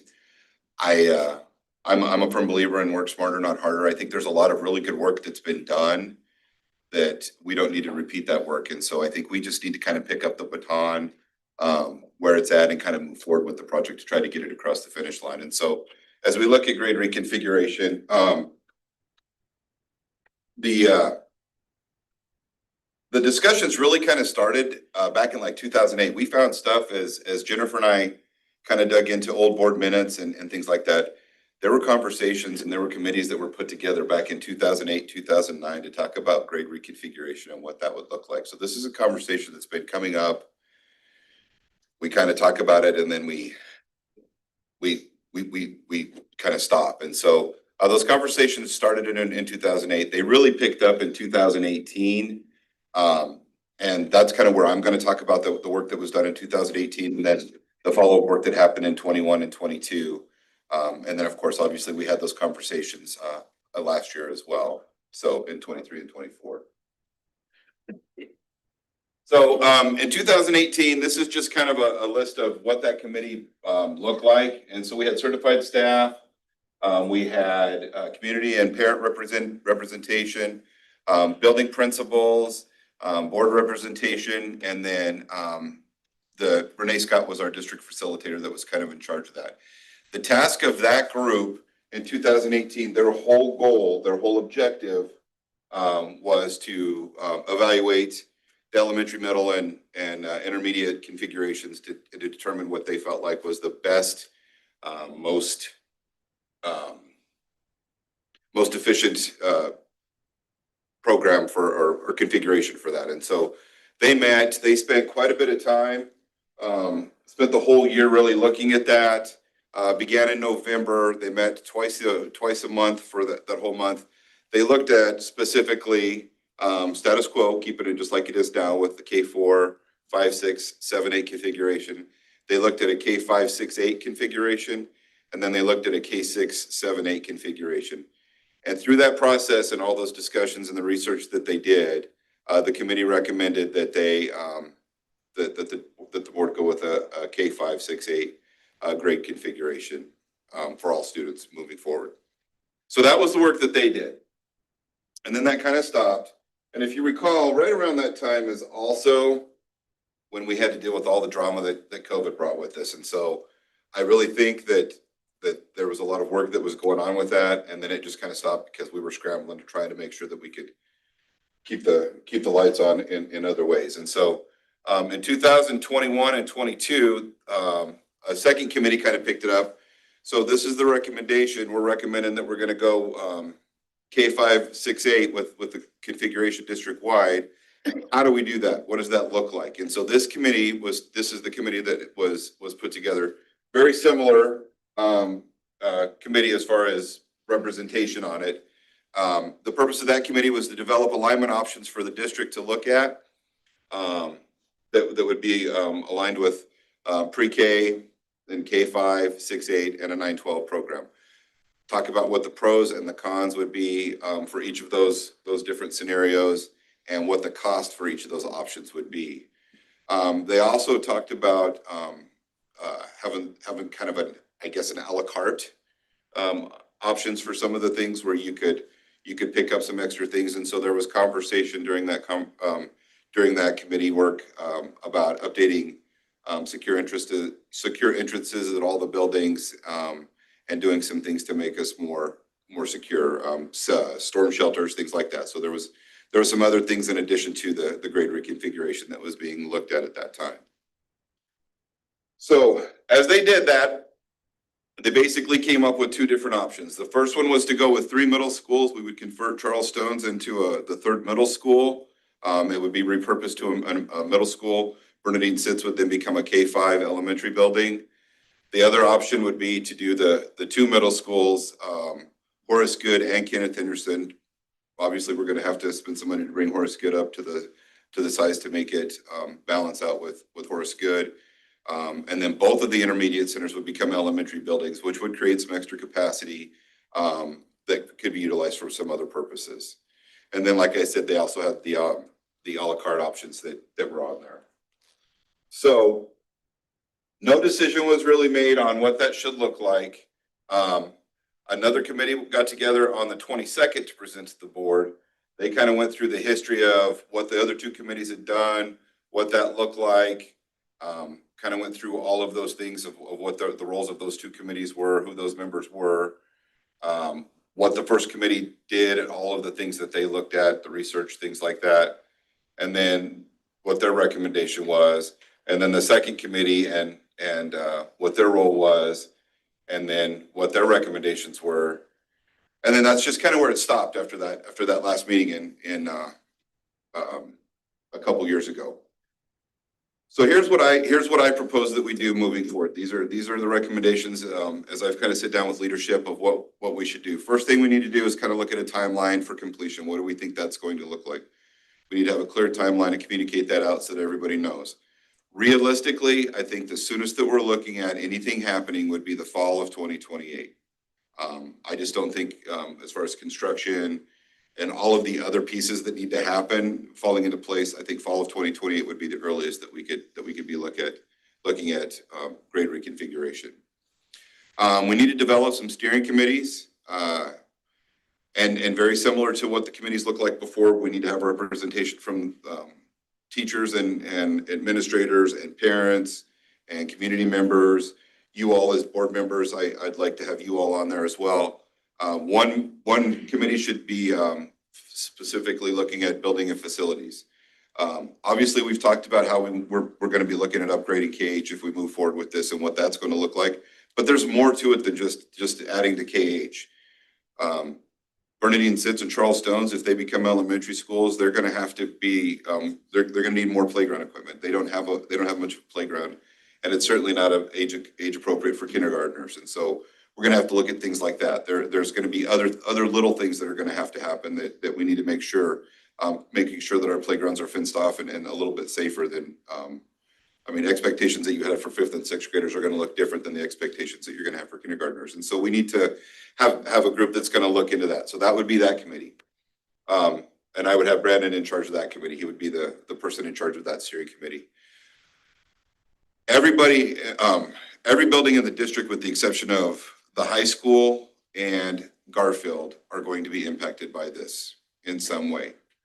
Whether that is taking in 5th graders at the elementary level, taking in 6th graders at the middle schools, or completely changing everything for the intermediate centers. Everybody's going to be impacted by that, and I'm sure that's going to cause a lot of stress and a lot of concern for a lot of people. So personnel and how we staff those buildings and what that looks like is going to be important, and so that's going to take some time and that's going to take some work. Drew will be in charge of that committee and what that would look like. We also need to talk about not only how to move those folks around, but we're going to have conversations about how many tracks we want to have at each building. What does that look like? Being realistically, as we kind of move down the road, we don't need to have 3 and 4 tracks probably in any of the buildings. I think it would be realistic to think that we could have smaller, and what that looks like. So there's going to be some work that's going to have to go into that. Instructional programming. Heather talked a lot today about what the curriculum would look like. There's going to be, what do the curriculums look like as we kind of move those things around? I think when we look at especially band, orchestra, choir, things like that, how that's impacted, what those programs look like. So Steve, being in charge of instruction, would be the one that would kind of head up that committee and take on that. And then the last one would be special programs and operations. And so that's going to be just everything else that we have to look at. I guess I'm way behind on that. I'm sorry, guys. But that would be like your transportation, nutrition, custodial services. As we move folks around and those things change, what are the needs of each building going to be moving forward? And so that's going to require some time and work to look at that as well. And so Jessica would be in charge of that committee, and then all of those committees would obviously report to me.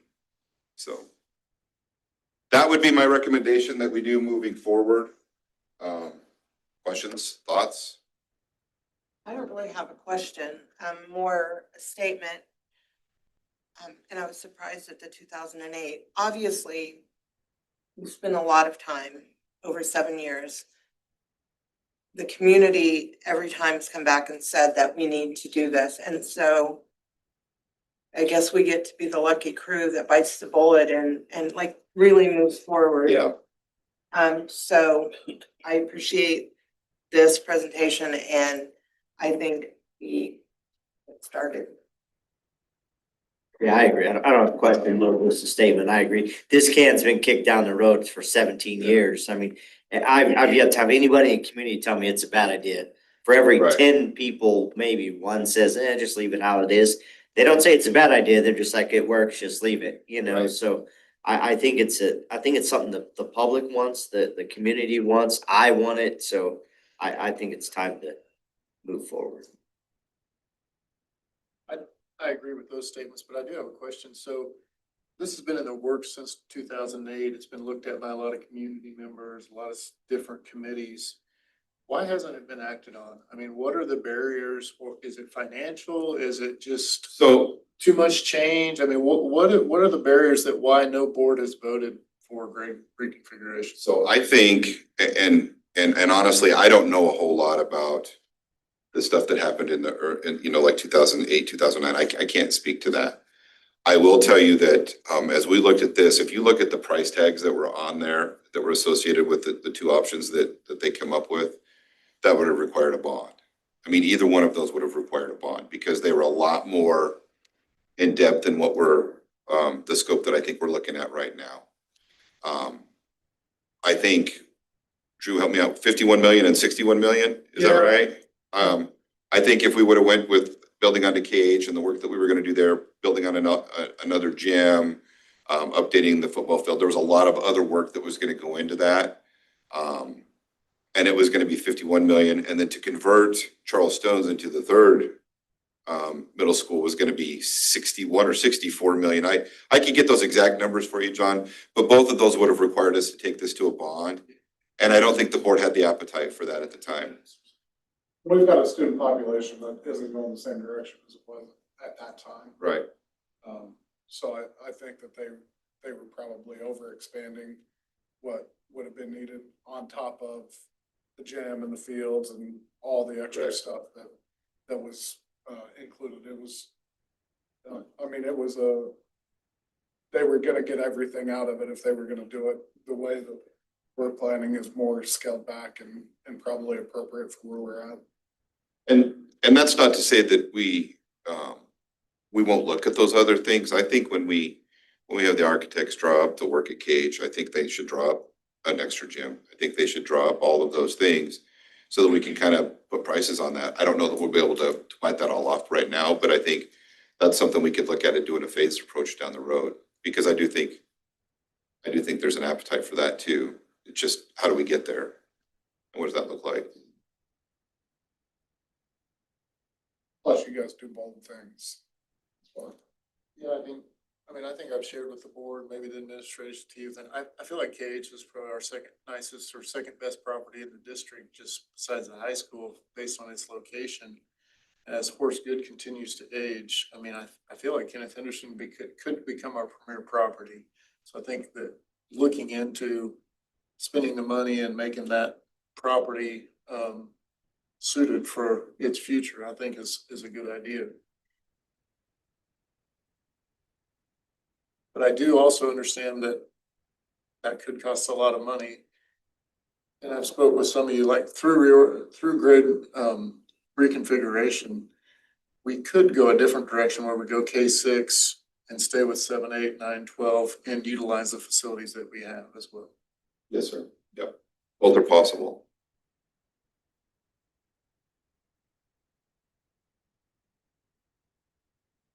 Other questions? No question, but again, I agree with some of the statements that have been said here. I think it's time to, and I don't know what happened. We've given a little bit of history here and some thought to maybe some of the reasons that things didn't happen, but I think it's time to happen. I don't think we should kick the can down the road any further. It's time to move forward. Get on it. All right, thank you. Thank you.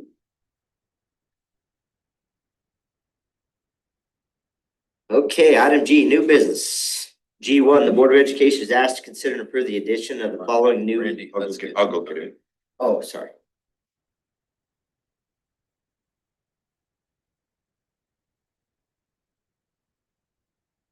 Andy.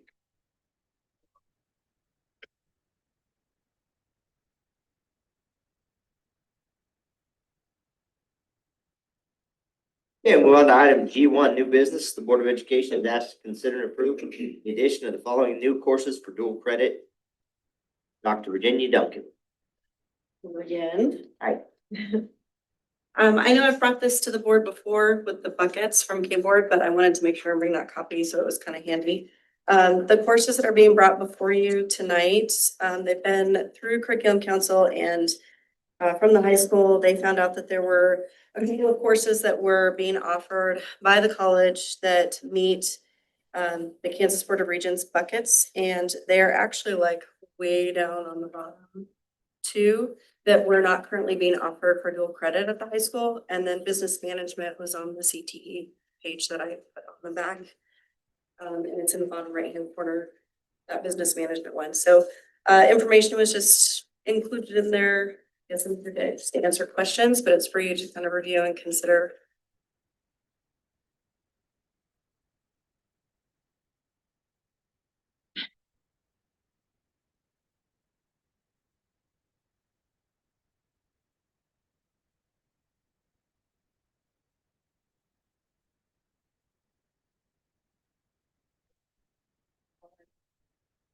You know, I think the dual credit classes are an awesome addition, so.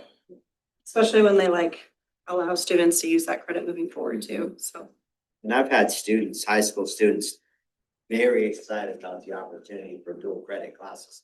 Just yesterday, I had one tell me her goal was graduate high school with a degree from college. Yeah. I thought that was And pretty, associates. yeah, I thought that was pretty cool, so. Yep. Yeah. Thank you. Thank you.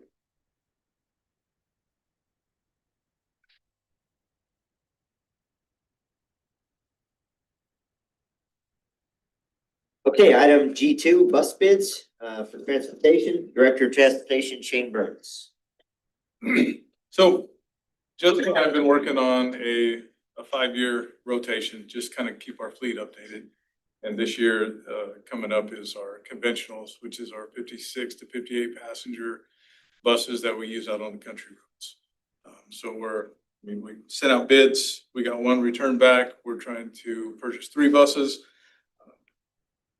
Originally, with the quotes came back as about 480,000, but when the bids came in, it was a lot less. It's 414. So I just need you to say yes so I can buy some buses. What did you say the budget for the 3 was? Well, it's built into the budget, but right now what we originally quoted was 48,000, but the bids came in at 414. 480,000 total for all 3 buses. It's 414. So there's 60. Still hit the 480. So we're well under budget. Yeah. Do these all, I assume, meet all the bid requirements, all the specifications you were looking for? Okay. Is there a reason why the other companies didn't do it? We have all Bluebirds. And so we got a letter back from Thomas. Last time we did it, said, don't send us because you're not gonna buy our bus. So we sent them to Bluebirds. The closest ones were Oklahoma, Colorado, and out of Wichita.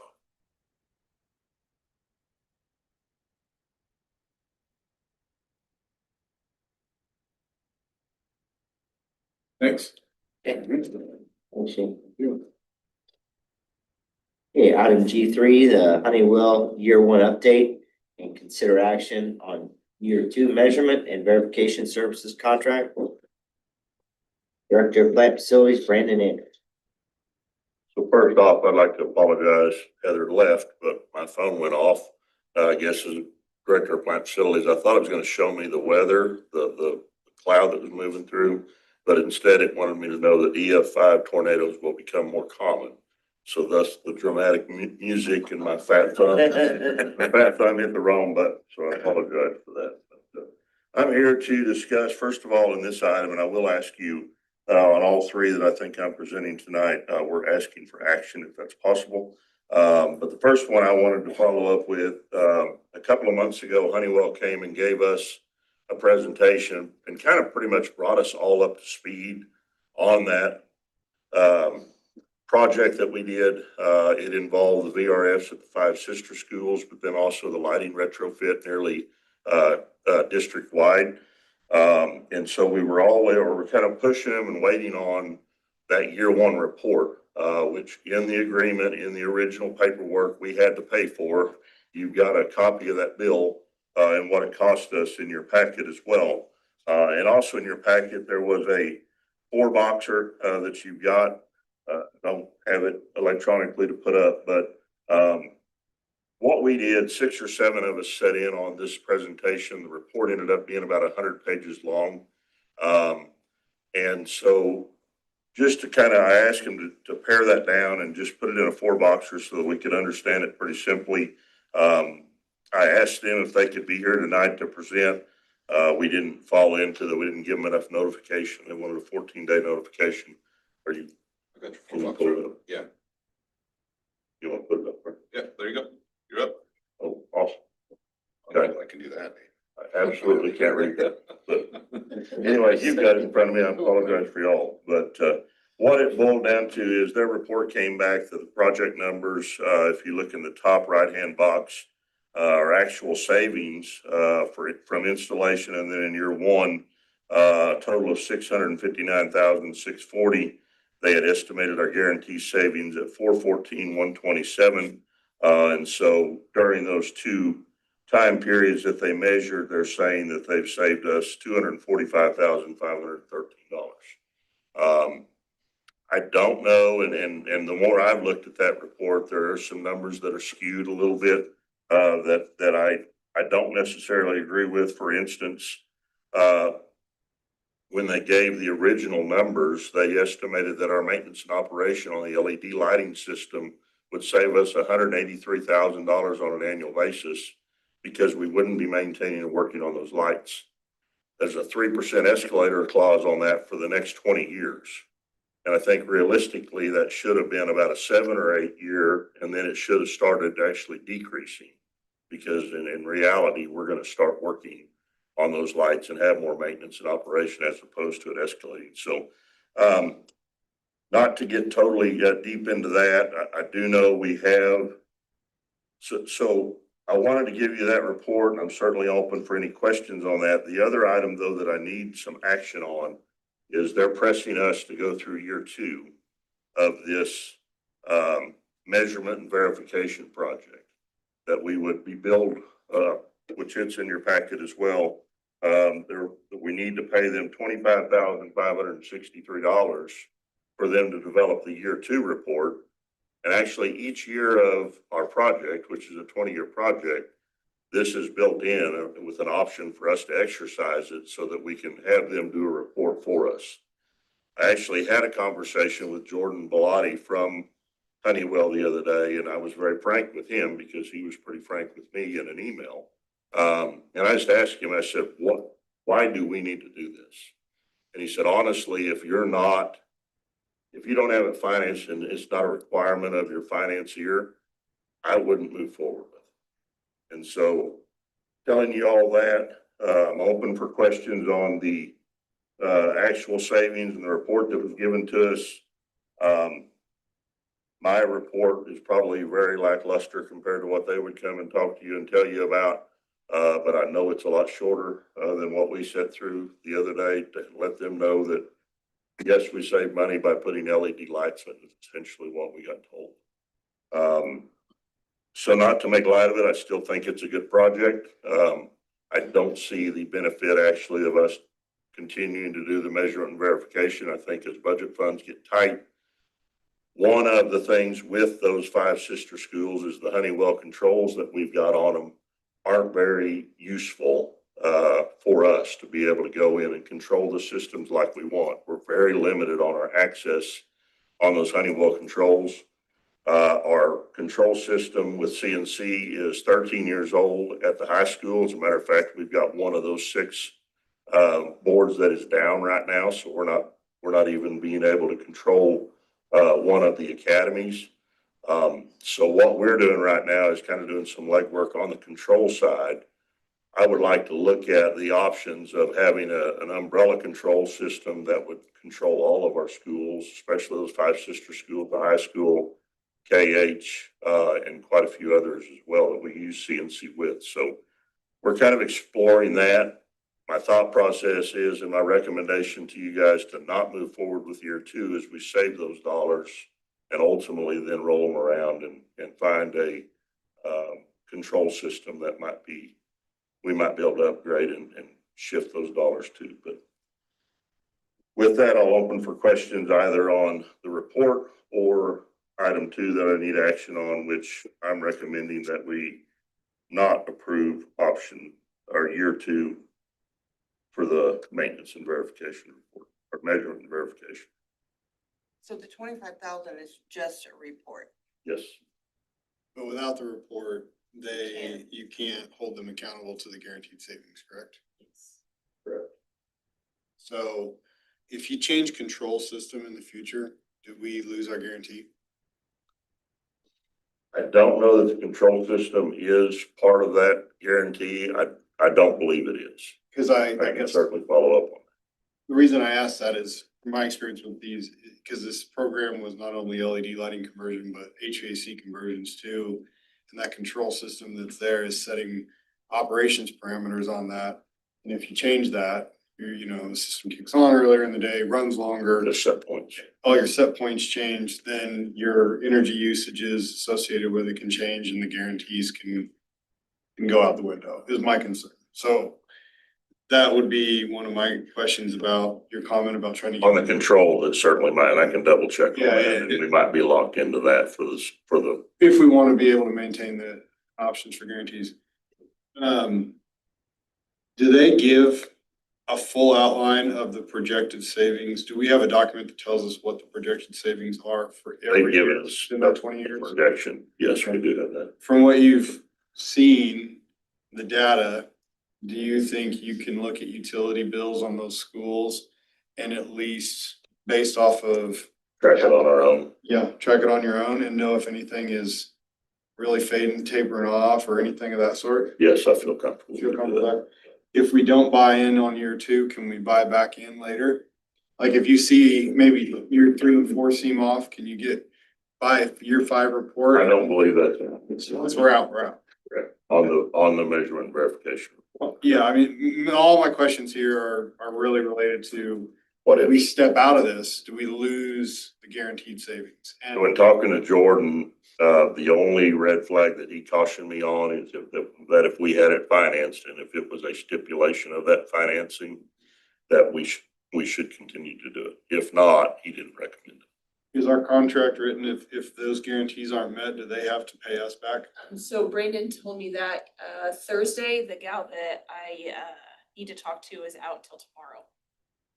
So, not sure yet. So if that's my, if, and these are all if questions, but if that shortfall is a guaranteed repayment, reimbursement back to money, and we do anything to not continue to be able to have that guarantee, then, and if we're out, like if we step out and we can't get back in, then, I mean, it's unfortunate. I would have liked to have seen the cost of these reports just baked into the cost of the project instead of having to, rip this Band-Aid off every single year. But that's my big concern is this, one of these whole energy audit things are based around is guaranteed performance, guaranteed payments, but they come with things like constraints on the controls and set points, all this stuff. And I'm just worried about not rolling in next year and not being able to see trends at least 3 to 5 years in and really see, and then maybe forego what could have been reimbursements in the future if the system doesn't end up meeting those guarantees. But we don't know. You might get all the way through 20 years and never is an issue. You paid for it all along and you never needed it. It's like insurance. This is from Honeywell, correct? And it says M&V is necessary for continuation of savings guarantee. Yeah, that's how I interpreted it. Yeah. And I would interpret that if we don't do it, then the savings guarantee goes away. That's the way I interpret it, yes, but I mean, So like if our savings this year were 300 instead of 500, I'm assuming they would give us the $100,000 that's a back. question to verify how the contract is. Yes, that's my understanding is that whatever we're short, as long as we have the M&V, then they will make up the difference of what they say we'll save. And then- add on how many times they've actually paid that on that scope project? Is that, Andy, you probably worked with these more. Like, is that something that they really ever fulfill, or do they just create their? I don't know the answer to that. I don't have any firsthand experience with how these things have gone. I just know that, this is just what I've heard and know about these programs and just, like I said, I wish that fee for these reports was just in the upfront cost or had already been paid for the life of it, and you don't have to sit here and review this every year. There is a significant difference in report one to report two. Do we know, will that continue to decline as we go? Or, Well, the installation was kind of the immediate savings that we saw on the LED fixtures. we're talking about the cost. Yeah, the invoice. Cost of the report, yeah, the next reports, and I don't know why they're random costs, but they're vary anywhere from 25 to 30 grand on annual. so it's not gonna continue to get that decrease? Like, No, year one, oh, two. no, they'll be between 25 and 30 for the next 18. Maybe there's more work on the initial creation of the first report. So what I think with, and Jessica, she and I talked on the finance side and probably better run that trap. I do want action on this by the board, but I do think we could wait and put it on as a second reading, or consent if we get the answers tomorrow when the finance side, and we can run those two traps, certainly.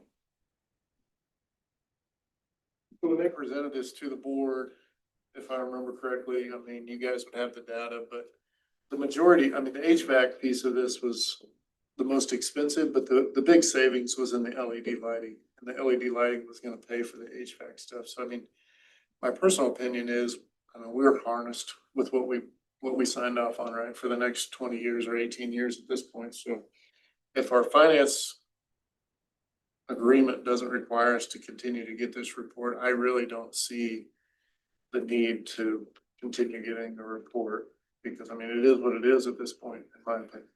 So. That's Jessica, would you be okay if we double check and confirm on the finance side? Yep. And then also I'll double check and make sure that it doesn't affect the savings side. Get you guys an answer on that. Yeah, I know they want to know, but I'd like to be able to answer all these questions we've talked about tonight and have a chance to. Sure, address we can it. do that due diligence, absolutely. Okay, so we'll table item G3. G4, van bids, Randy, you're up again. So actually, we had discussed a van and a truck for plant facilities, one for maintenance and one for grounds. Our actual need, we've got three vehicles that are three vans in maintenance that are kind of down and in need of repair. One of them we've got back up going, but we're able to start. We're almost fully staffed in the maintenance side. And right now I had a guy come to work today that right now I don't have a van for. So we did put out bids for two cargo vans. We got two bidders with three options, basically. The bids that came back, the first one was from Carl Chevrolet, which is the same group that we bought the last two vans from last year. Their cost is $40,397.40.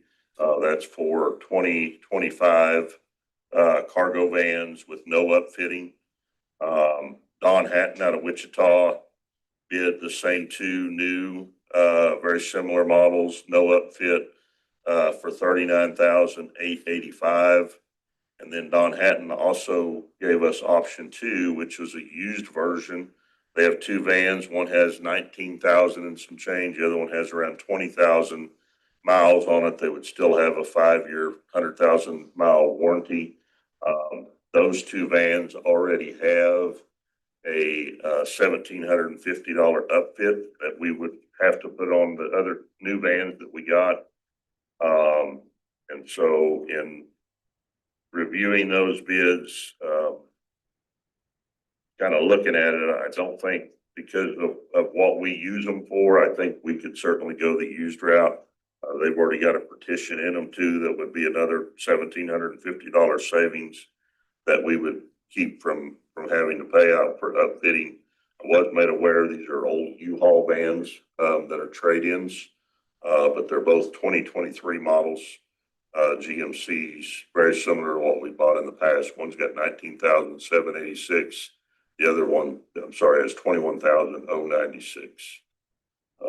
So plus I did go to each dealership locally, dealing with this type of inventory. It's just changed so dramatically on how they can get inventory. They could order it. Some of them haven't, and none of our locals even put in a bid. I did hand deliver them and ask them even if they had a used van or anything to please submit it. But we didn't get anything except the two bids from Carl and Don Hatton, the two options from Don Hatton. So that's for your review. What my thought is if we ask for the approval to expend those funds because they're used vehicles, we would travel down there, test drive them, check them out, make sure that they're sound vehicles, before we would move forward with them. But I think a substantial savings to go the used route on these two bids. You may have said, what was the price on the used?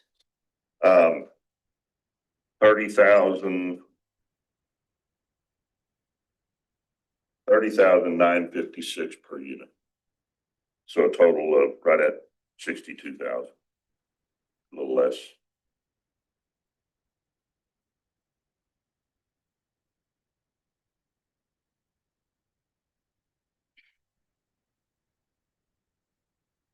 Last year's two vans were 87,000 before upfitting.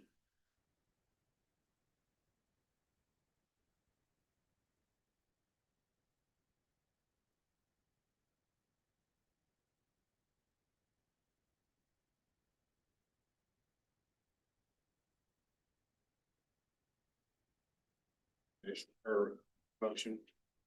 Mr. President, I move we take staff's recommendation to authorize the funds to purchase two used vans and to travel to Wichita and test drive them, before making the final purchase.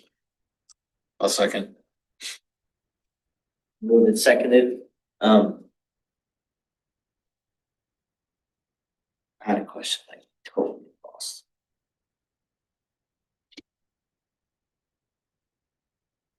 Oh, is this budgeted, these vans? Yes, yeah, it's on, part of his. That was it. Any other questions? All in favor, raise your hand.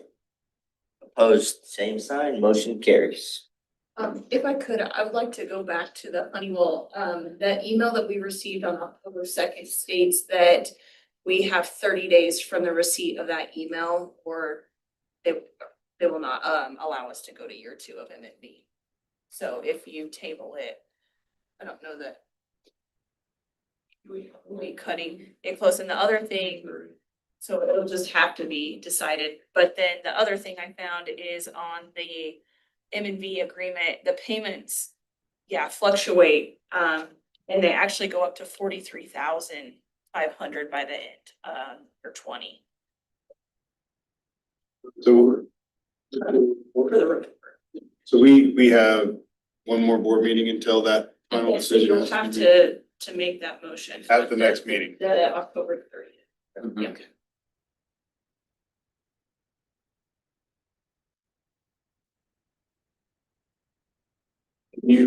Can you share with us before then, like, update that schedule of costs for those M&V reports over the next 19 years? Yep. I'll send you the agreement and kind of highlight. Because there's also it says that they can terminate if the customer's premises is just, if Honeywell's equipment is destroyed or substantially damaged. So I know you're not, like, we wouldn't destroy or it wouldn't be damaged, but if we replace it, it kind of reads like that, maybe that would terminate the. Or like a major storm takes out some of the equipment. Back to that, what we've also talked about is hopefully a control system that we could integrate all of those into, so possibly not changing anything.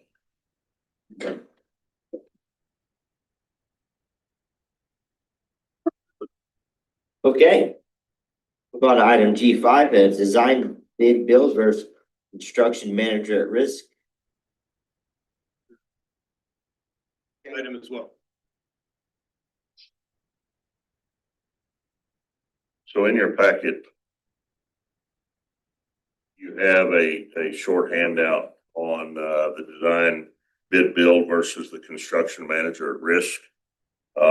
These are the two options that I want to discuss and present to you guys as a board, and kind of what those options entail and the details that we would have to go through. This starts the process on the remodel and addition to KH that we need to get moving pretty rapidly on to be ready for the fall of 2028 to be able to meet the goal for the grade reconfiguration that has been discussed. So real quickly to talk about each one of them, the design bid build would be what we have similarly done on a lot of the smaller projects, the HVAC projects, the roofing projects. We would basically have the project designed by our local architect, GMCN. We would be involved in the design phase. That would take approximately 2 to 3 months. They would bring it to us to put out for bids. Actually, they put together the scope of work and their cost for the design phase. They'd bring it to us. That'd take 2 to 3 months probably. Then we would put it out for bid. At that point, it'd be open for any local contractors or statewide contractors to bid on that project. When we get that bid back, we choose a contractor. We choose that one, and then we would move forward with the project on that. So the process is listed there. One of the risks, the owner assumes significant risks, especially for budget overruns or delays that arise from gaps in design or unforeseen site conditions. The owner has control over the design and the selection of the contractor. And then timeline, one note between design, bid and build and construction manager at risk is a longer timeline due to sequential nature of the phases. One other thing I would mention here is the risk. What we did have GMCN do, we met with them last week and asked them if they'd reach out to contractors and see if they would bid design, bid, build, or contract or construction manager at risk, which one they would participate in. So 10 contractors were called throughout the state, some local, and then other large ones that would definitely bid on projects like this. Of those 10, we had 5 that said, yes, I would bid on the design, bid, and build.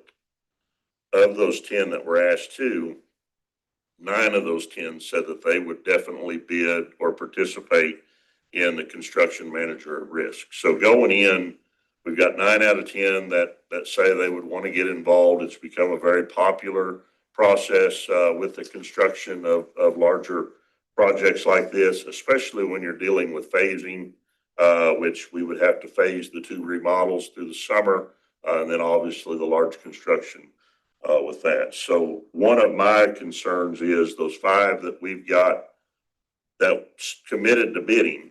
One of them said they're watching 2 bond elections with other schools. And if one of those bonds passes, more than likely they would be committed or bonded out and not be eligible or able to bid. Those are some variables that we don't have any control over. And the reason I bring that up, the fire station that the city put in, they actually did a design, bid, and build on it and didn't receive any bids the first time that they put those out. So they had to turn around and do the construction manager at risk. A little of my concern is there, we'd be 3 months into the phase if we didn't get any bids. I feel like we'll get at least 1. Obviously, I hope we get 5, but I don't know that might happen. If we get 4, I'll feel very good. If we get 3, I'll feel very good. When you get down to just 1 or 2 bids, a lot of times then, does that truly tell you what the market's telling you? And so that's just a couple of notes of caution with that.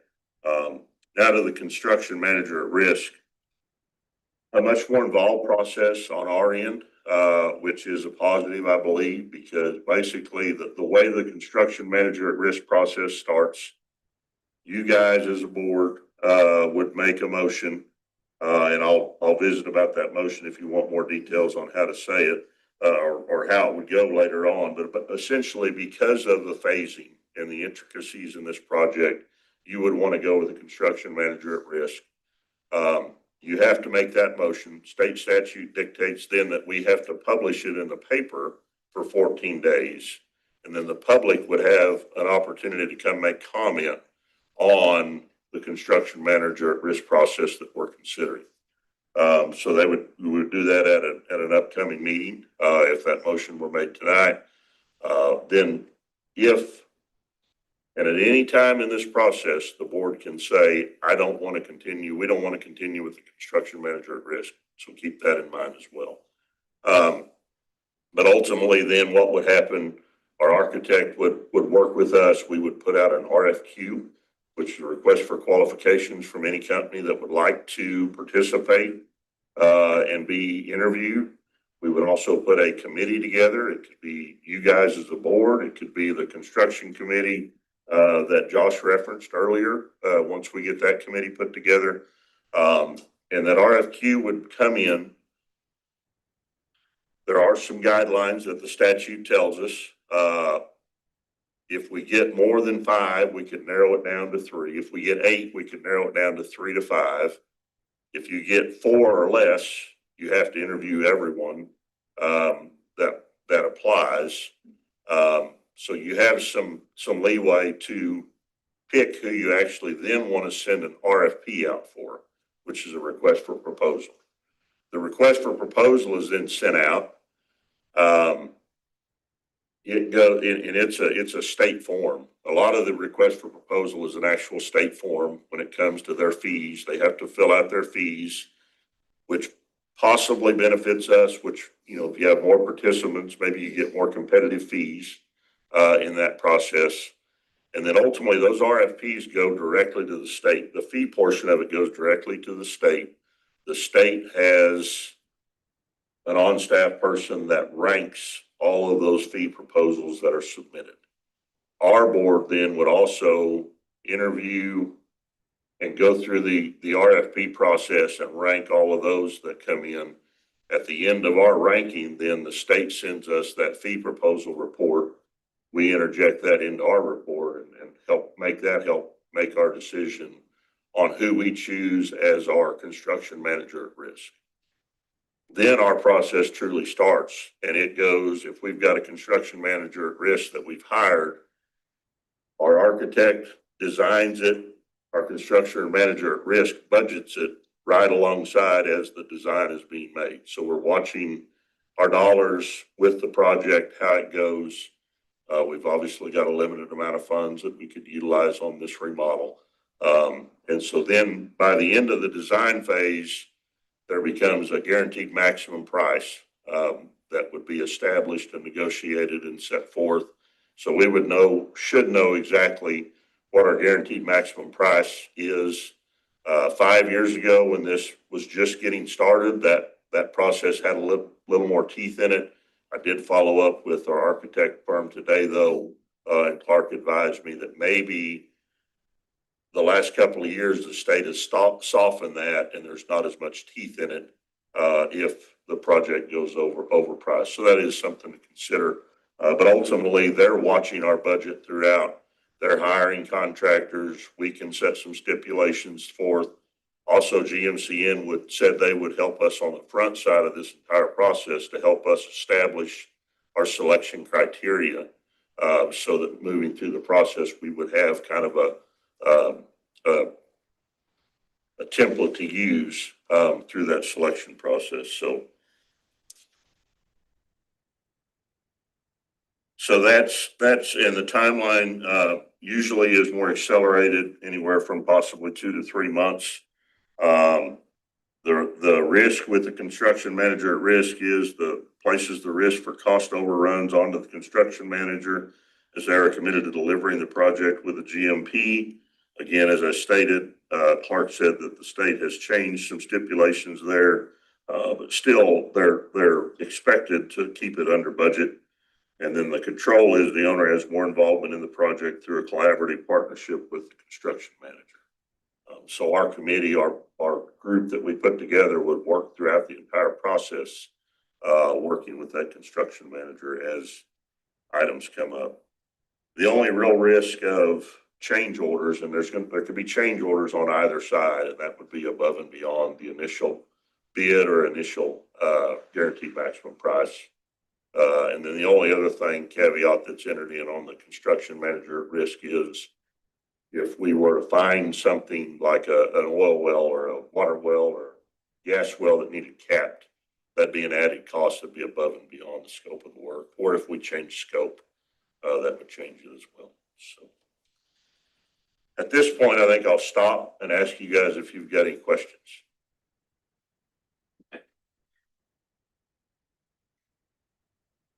What would be like the cost difference? I know that's hard to say, but like a design build, bid build versus a construction manager on the front side a little. I mean, is there one that's typically cheaper? I mean, I would think that the construction manager at risk would bid the project high enough to kind of cover himself. Is that true, or is that?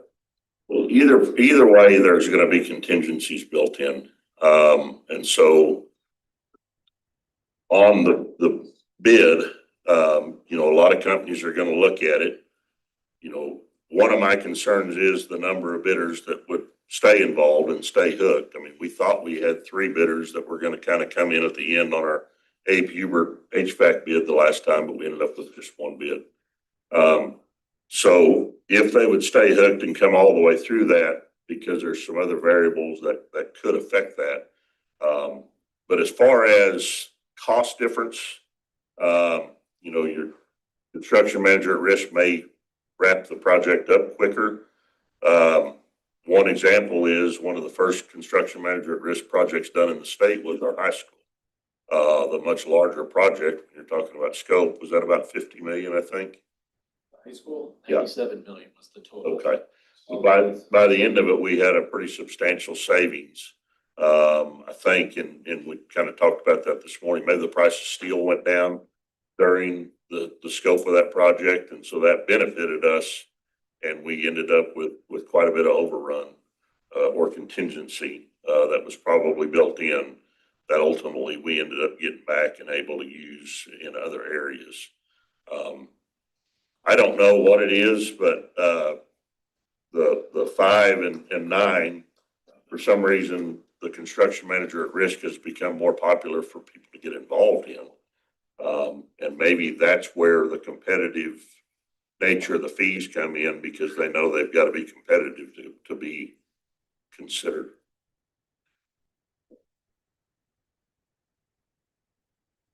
The county's health department and emergency, is that as construction manager at risk as well? Manager at risk project. And yet the college does the design. My understanding is the college, all of their projects up until now have done the design bid and build.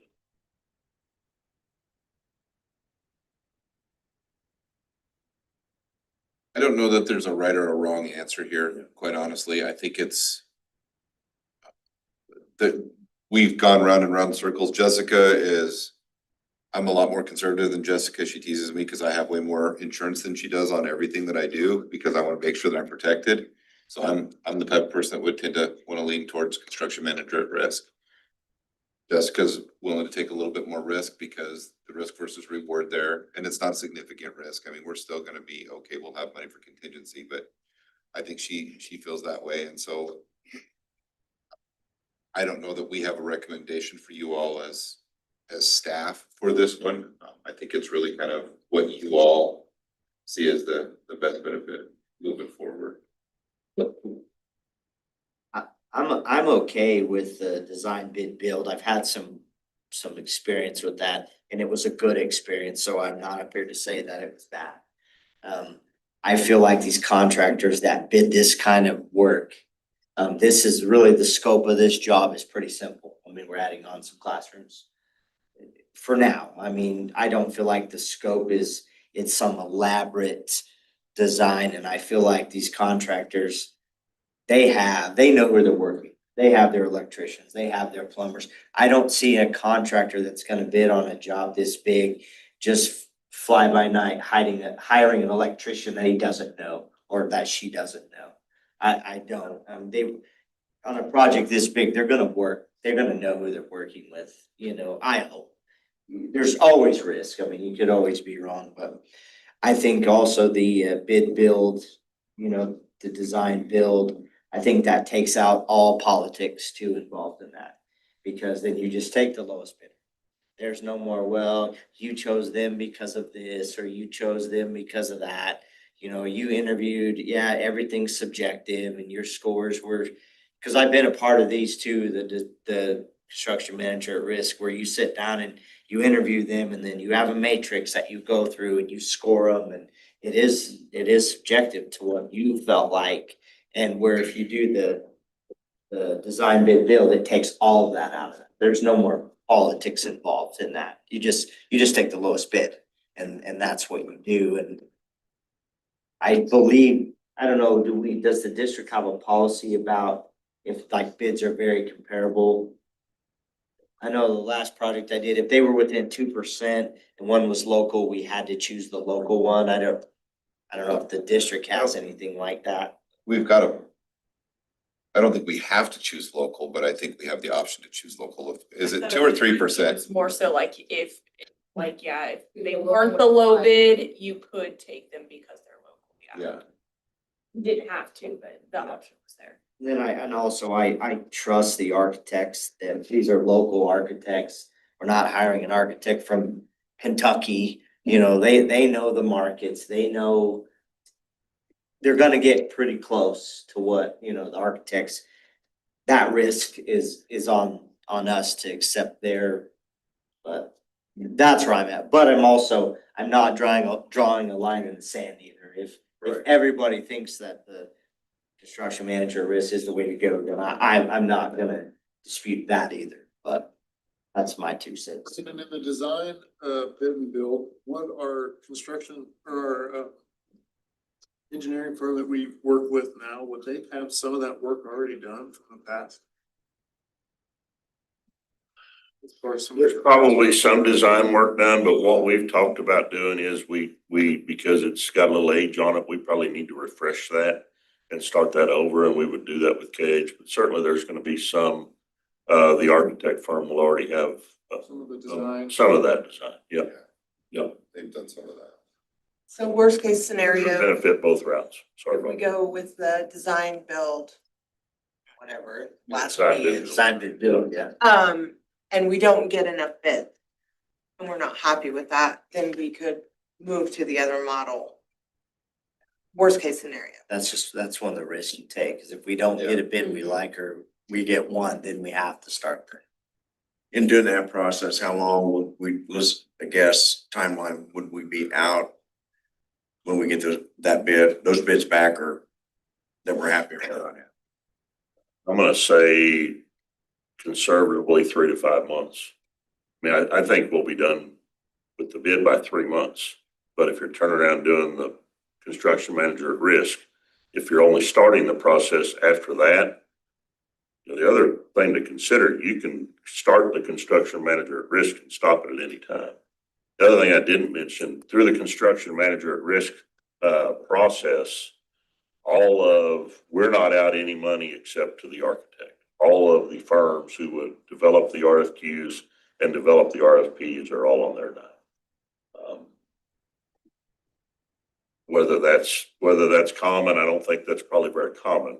But if we went design bid build, didn't get one bid, or only got one bid, or didn't get any bids, we could turn right around, start the construction manager at risk, and we'd be probably a month and a half into the process before we could get, if we expedited things and got it done.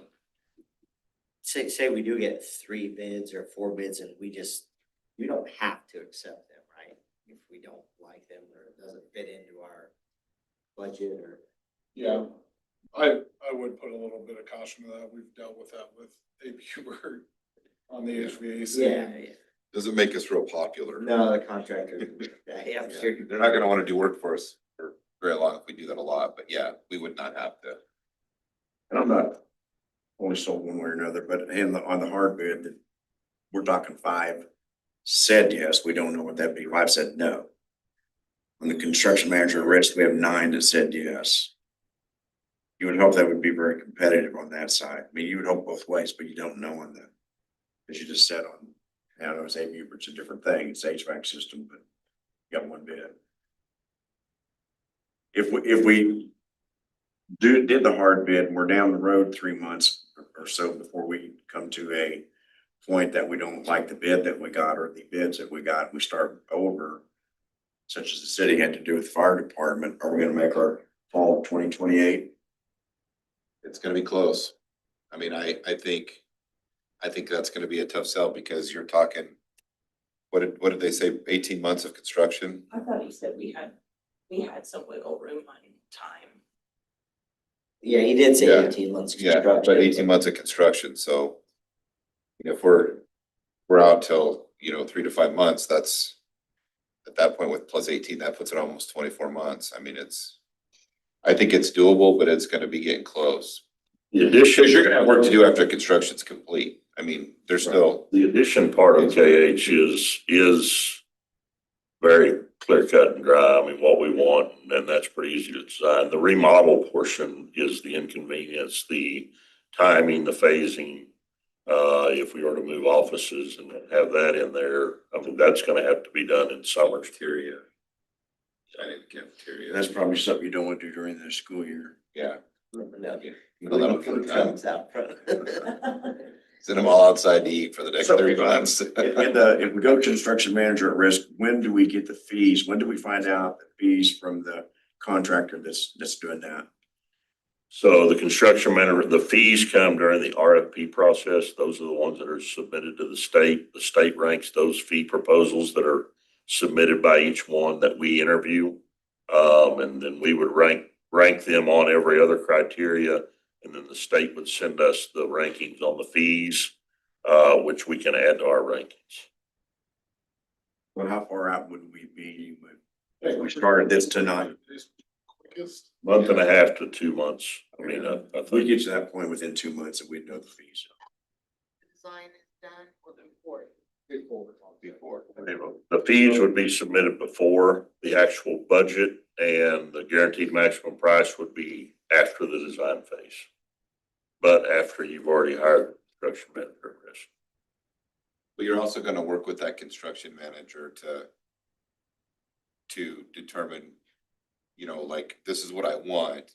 And he's gonna tell you, well, you need to do this instead of this to bring those costs down. And so you're working with them through that whole process versus if you have the architecture firm draw up the design, they're gonna push that out and then they're just gonna bid on that based on the specs that you give them. That makes For my sense. simple mind, basically, we're choosing the contractor before we get a bid. Correct. Yeah, so and that's exactly what that is, Robin. You're gonna, they would all come in and they would give their little spiel and you would have opportunities to ask them questions and take notes, and then at the end of that, you all would have to make a decision on who you wanted to move forward with. And then when we got that bid, we can And- still say no. Well, that's for construction manager at risk. You would do all that. You would interview them. If you did like a design bid build, the architect's gonna design it, they're gonna push it out and But we don't have a bid. We have the construction manager, but we don't have a bid. And then if the bids came in and we were like, we could still like step back, correct? Are you talking about on the construction manager at risk? Yeah. So that bid gets established, that guaranteed maximum price gets established as the construction manager and the architect firm are doing the design and the budget at the same time. And so if we get into that scenario and they're like, oh gosh, this component is gonna really push our budget, well then that's where and they would come back to our group and say, hey, I don't know that we're gonna be able to squeeze this in. What do you want us to do? you get to have conversations this year.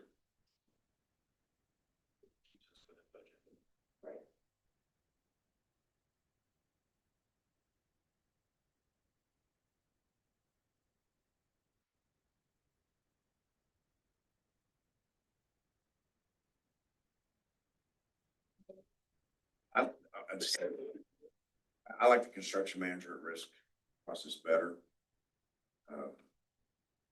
But hey, I'll go with, decision board, whatever we do. I just think with 9 different firms saying that they would go into that process, I would hope we'd have a very competitive process that we'd go through. That, hey, I would hope we would on the hard bid too. But half of them dropped out of that one, so.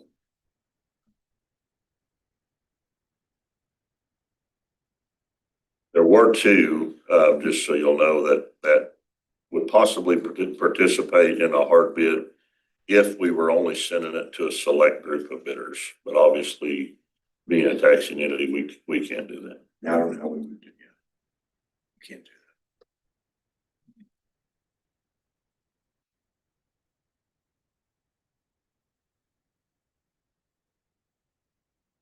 I gave you guys some optional verbiage. I think Brandon may have the more formal verbiage if you guys opt. Yeah. You have the more formal for the. So if you're going with the construction manager at risk process, the similar verbiage we need to add. Due to the complexity and phasing challenges of the facility improvement project, the Board of Education of USD 457 has determined that construction manager at risk for alternative project delivery building construction procurement act found in KSA 72-1152. We'll make sure it gets to you guys. And provide the best value for the project. That's the direction you choose to go. I'm happy to read that motion again for you instead of you. Yeah, I got it. We're gonna get the project done either way. I mean, I think the timing of it, I honestly had not heard much of the construction manager risk project idea. I've always ever seen the design bid build. I like the timeline of the construction manager at risk. I like the option of keeping within budget with construction manager at risk and being able to navigate that as far as a fiscal standpoint. So I mean, if just looking at the two side by side, I think we're better off as a board to go with that route to keep us within our budget and timeline as well. Really, to me, it seems like a win-win both that way. So. So you're gonna make a motion? If you're ready for What it. Brandon said? John, what do you think? I don't know, I would tend to probably lead toward the design bid and build. Just because I think, I don't know, maybe I'm naive in the fact, but I think the construction manager one. Will basically, they're gonna be our general contractor, right? I think in the design, bid and build, we're kind of the general, so I think you take that fee out. It's a matter if you can get, in a sense, right? I mean, am I thinking about that right, Brandon, or am I wrong? We're basically asking for. You're hiring a general contractor one way or the other. And ultimately, the construction manager at risk is your general contractor. Once we accept the bid and the design bid build, then we pick our contractor, instead of picking it up front. Yep. Yeah, your lowest bid's gonna be your contractor. Yeah.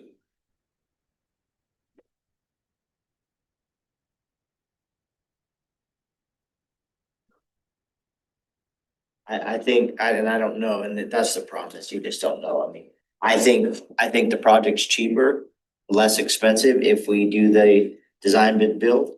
Because I can't believe these contractors are just like doing it for free, they all wanna do it that way for a reason. But I don't know what that reason is. Is it because it's more cost effective or it's just easier for them? I don't know, it may be, I don't know, but. Yeah, and yet I was surprised when I was told the high school that bond issue, which was what, 97 million. We came in our budget $8 million. Was that a design bid build? Or was that? No, that was That's construction matter. I mean, we may have used that 8 million for other things, but we came in under budget, correct? We were able to do more than what we started out hoping to do. Yeah, they turned around and I believe that's when they went 1-to-1 iPads and used that budget for that. Football field. That was all process. Donations. Jackie? I kind of like the design build bid. bid build because it does take the political part out. I mean, it's just, it is what it is.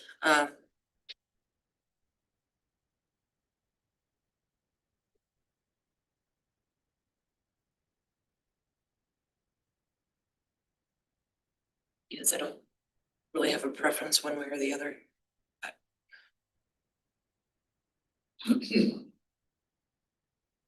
I think that's a more cut and dry process, but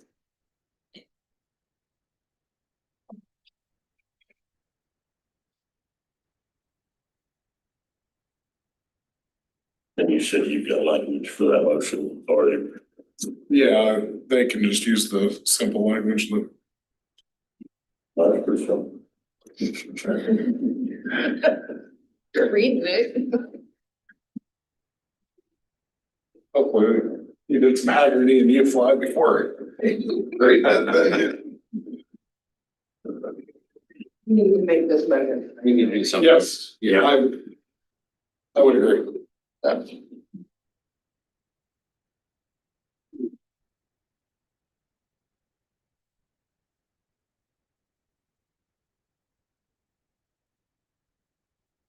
Somebody wanna make a motion?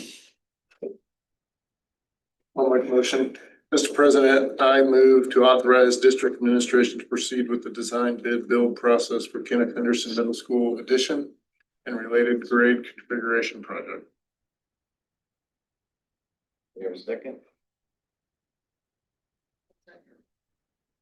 Moving and seconded, is there any further discussion? All in favor, raise your hand. Opposed, same. Motion carries.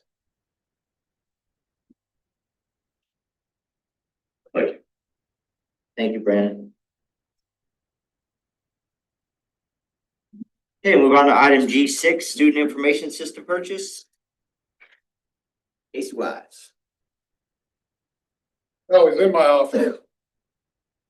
It is. Yeah, okay. I gave him a more comfortable chair to sit in.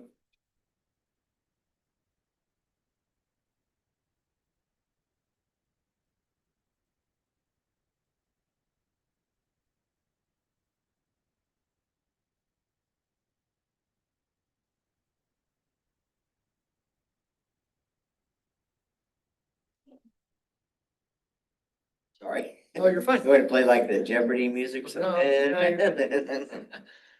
you're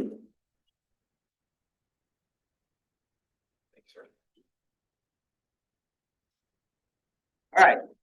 Hey. You're at. So I'm coming for you, just with our information on our student information, adoption. And I gave you a little bit of history there in the memo. We've been with Skyward since 2008. And so we've, on their product now, gosh, it's 17 years. And so, when we did that, we went with both, the student information piece as well as the financial piece, in that time frame, and so we've been with both of those throughout that time. Last spring, we started discussing options for a new adoption of a new student information system. Skyward is end of lifing the version we're on, which is just called 2.0. And so they're bringing into that product and moving towards their new product called Cumulative. So either way, we were going to have to look at a new product. And so you want me to? Okay. And so through that discussion, okay. So through this discussion, we decided, well, while we're looking, we'll go ahead and open the door to look at other products that are out there on the market. Consider all of our options versus just adopting Skyward and moving forward with that. So last spring, we put together a committee to look at that. Jessica and I had some conversation with leadership as well about kind of what our expectations were. One thing that we really wanted to make sure that we tried to do is keep the products the same, not to have a separate financial system from the student information system, just for continuity's sake, and just the transfer of all that information back and forth. It's just much easier when all of it's tied to one system. So last spring, we put together a committee of board members, staff, admin, teachers, secretaries. We tried to kind of include the departments up here so that everybody kind of had some say. We just kind of outlined what we were going to be doing. We were going to look at two products, Skyward and then Power School is the other big player in this market. Those two kind of stand out as far as what the state of Kansas uses for districts our size, as well as around us. They're the two biggest players. And so that was our initial goal. So we started down with that process of working with those two companies to kind of set up times to come in and work with that committee. Through that process, though, Power School in our first initial meetings with them came out and said that they do not have a product for the financial side for both sides of the school district. They were very upfront about it. They said, yeah, we can provide the student information side for your district, but financial wise, they have stuff for little tiny districts and they have stuff for much larger districts, 2 to 3 times our size, but really nothing that fits our model. Our question was, what do school districts then that have your student information system do? And most of them do Skyward for their financial side. And so we decided, after conversations and discussion, we decided let's stick with what we know. We were going to end up with Skyward probably if we went with Power School anyway. So we were just really going to change all of the teacher side, the grade book, the student information, all that, and stay with Skyward Finance. We could also just stay with Skyward Student Information, cut down on a lot of the transition for our staff and our students by staying with a similar product. It is different. It's not just going to be apples to apples. There's going to be some transition as well that we'll have to do quite a bit of training. When we came on, that was my very first job in the tech department, was training all the staff that summer on how to use the new grade book and discipline and all those things. And so I know firsthand what that entails, transitioning an entire staff over something new. So after kind of those initial discussions, then that's when we decided just to stay with Skyward Cumulative moving forward. And so I presented to you the couple of the options that we have. There are actually 3 options. One is I didn't present to you because it provides really no support from Skyward as far as managing the system. We feel like as a department, there are some benefits of doing the 2 that I presented. One is self-hosted, where we have the server here on site. It's not a physical box, it'd be virtual, but it would actually be here. It'd be something we maintain and own.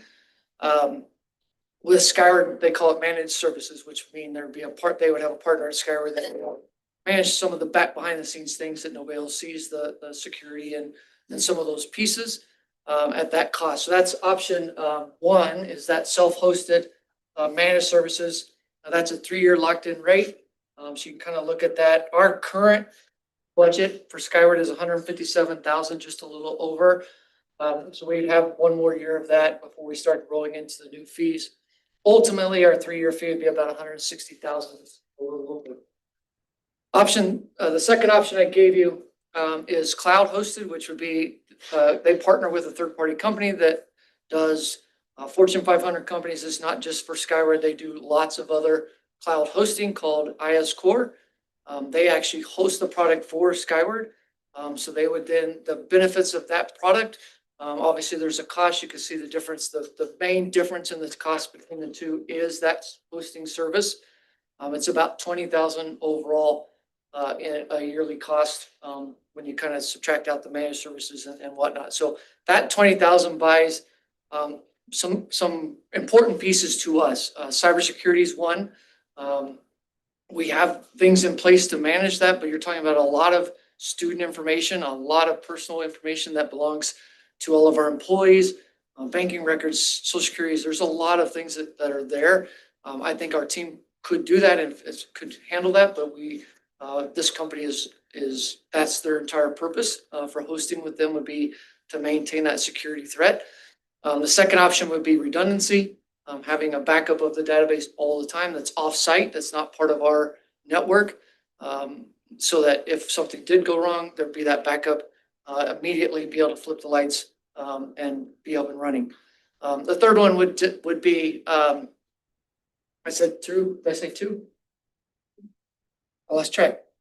Those are the big 2.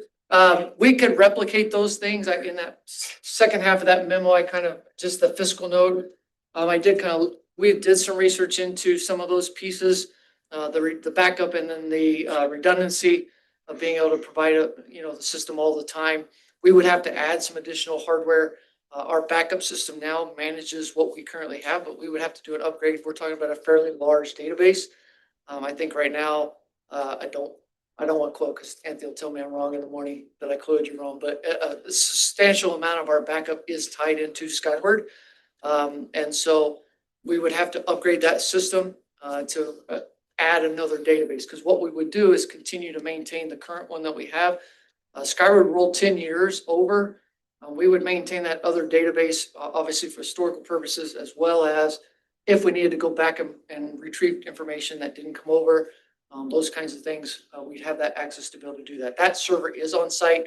We do currently host, so we could, even if we powered it off, we could power it on and get back to it. We could be able to back up. So, and then the redundancy being offsite, Skyward does offer an option currently. We haven't ever done it as a district, but they do have an option for us to send backups to them so that if something were to go down, this building's hit, the network's down, they could then fire that back up and we'd be up and running, pretty quickly to be able to pay bills and do all the things that we would need to do. So for us to replicate all that stuff, you can kind of see the cost there. It's about $50,000, $30,000 in recurring costs to do the backups, and about $17,000 to send the backup to Skyward for that redundancy piece. So overall, yes, it's a $20,000 increase for them to host it, but we would be adding to our current budget about $47,000 roughly to be able to have the same security and same redundancy built in. So the proposal would then be that they suggest that request is that we would accept the second option to do cloud hosted and move forward with that particular option. On their offsite backups, there's 2 offsite backups? Yes. That are completely Yep, one's in separate. Wisconsin and one's in Dallas. The networks are, Right. We would never even know the difference where we were at. right, but like if, like one of my Ingram Micro. Yep. I mean, they just got ransomware, so, if they were to get through to one, those networks are not connected where the hackers could get to both. I believe that's true, but I don't know that. I mean, I know, it's a scary world out there. Yeah, no. I believe the purpose for being offsite to site locations is to I mean- prevent those kinds of things, but I can find that out. The Fortune 100 company got taken down for 3 weeks. Absolutely. Yeah. Yeah, it happens. But it would be the same difference. Right. I mean, Right. the other piece with the protection of the data and stuff, I think they probably, not that we don't do a good job, but That's what they do. just like not the big deal like ransomware, but just maybe small hackers and stuff, that they are probably better prepared to prevent against a big catastrophe. Right. Yep.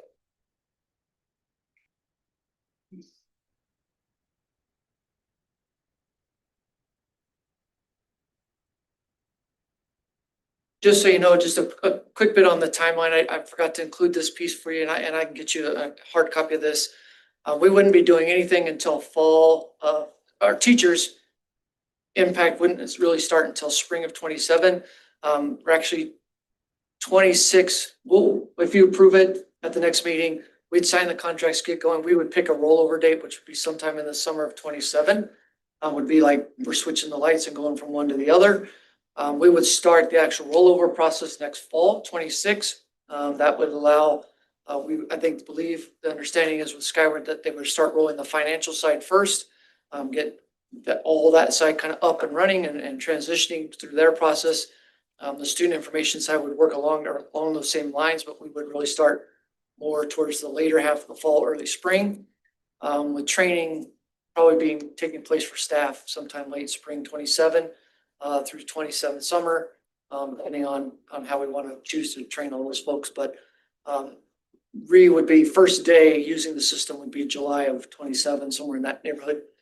Teachers would come back to school that fall and be ready to go in the new system. So, Dodge is a year ahead of us, so we're going to have those folks as kind of a collaboration. It's kind of seeing how the process goes with them. I have a working relationship with their director. So we'll be kind of checking in with them. Hayes is 2 years, I believe, ahead of us. So I've already been in contact with their superintendent on their process. Derby, I think, is in the same place as Hayes as well. So we have some contacts around the state to kind of track how the progress goes and stay on top of things. So is that like a conversion since it's all Skyward? We'll just convert the data into the newer software or is it hand planning? Somewhat, they're gonna bring all the data, 10 years worth, they'll bring back 10 years, which I think meets our requirements that we have to have that data. We'll obviously have the backups of the other. But there's a lot of starting over as far as setting up permissions and administrative things and those kinds of stuff. But the data itself will come over, but there's gonna be it'll be a lot of transition. Our staff will actually probably start much sooner than that. As soon as we probably sign a contract, we'll start kind of nailing down what our staff starts working on. You know, all of our account numbers, the structure has to be different, so I'll have to set up all new account numbers. No, there's just some. It's like anything you've had for a long time on a computer, the way you name files and the way you do things. I know in the HR side of it, we're gonna have to clean up a lot, but we need to clean up a lot. We Not haven't all been- bad. Yeah, it's not. It's Permissions are the same way. I mean, you know, you have 15 years worth of people getting in and getting out, and getting in, and you do your best to keep all that clean and permissions set, but you know, there's things that'll be good for us to start over on some of that stuff. Yep, for sure.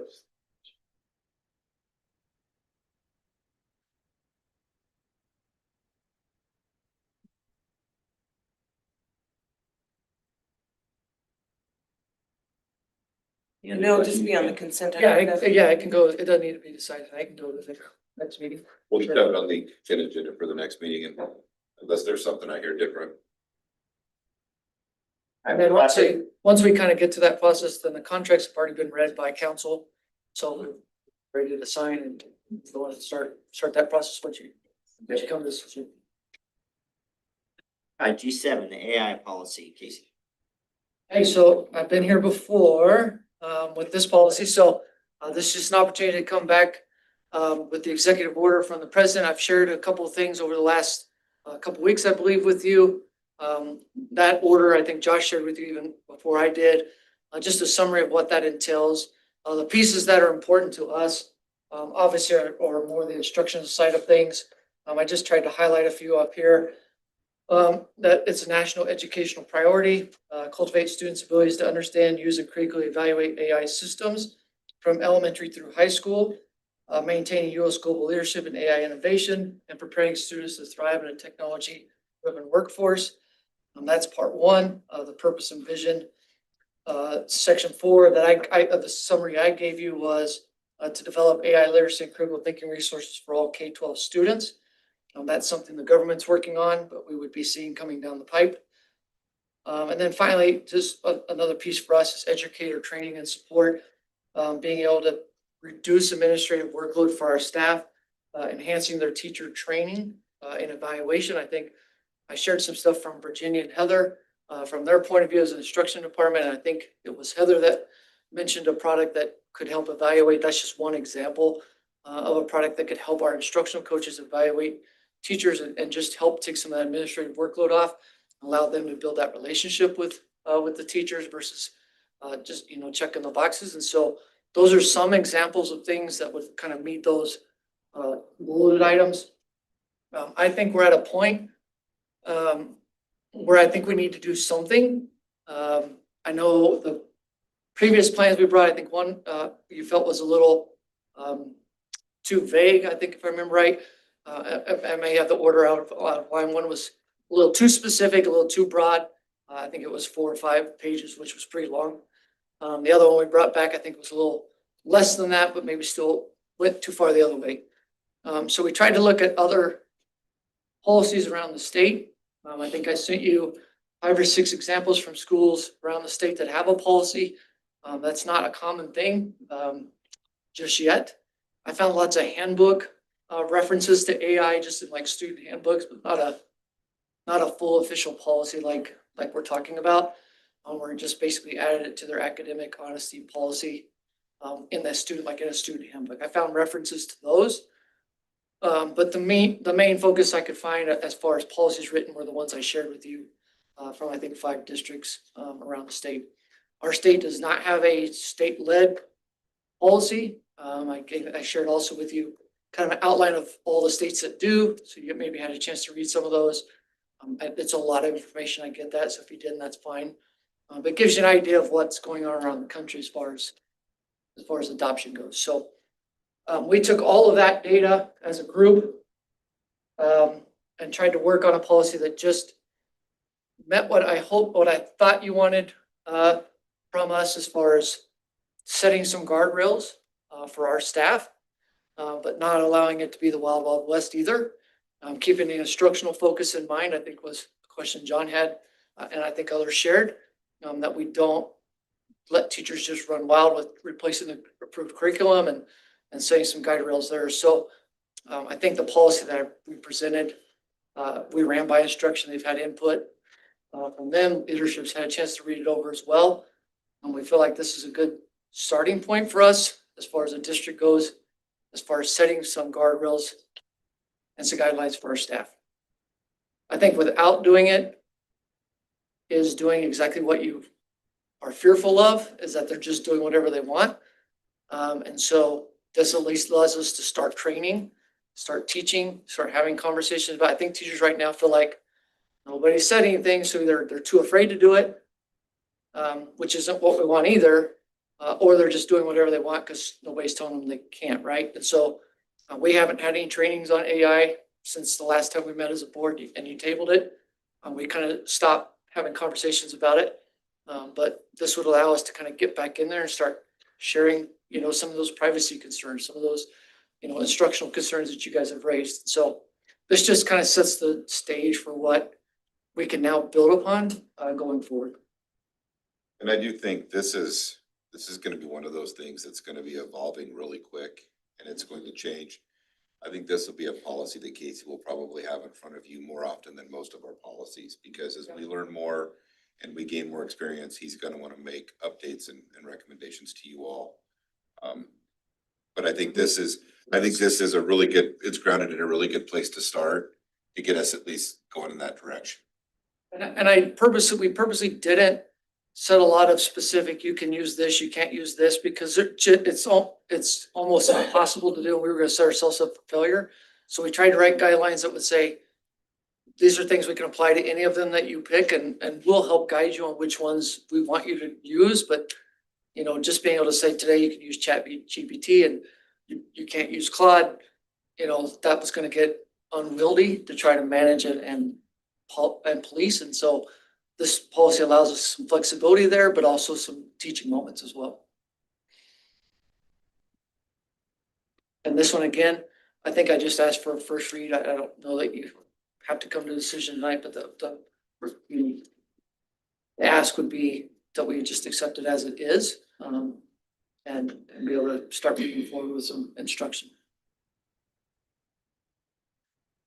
And I think Heather kind of referenced it, there are most of the products that they're reviewing for you've been a part of them. I think the ELA adoption have AI components built in, and they're very hesitant to Heather's like, what do we do? Like, can we even consider? Do we have to cut Savvis completely out because they have an AI component?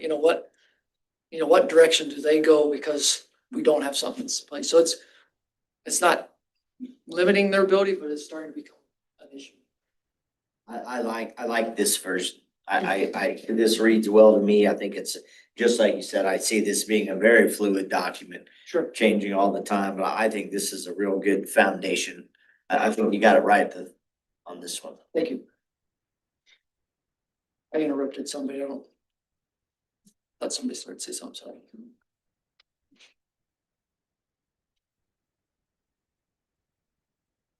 Okay. As you consider it, if you have questions, please shoot me an email, give me a call. I'm happy to talk about it with you. We just want to make sure it meets your expectations. But between now and the next meeting, if you have questions, let me know. Thank you, Casey. Yeah. Casey. All right, item G8, electronic media policy. Drew Tone.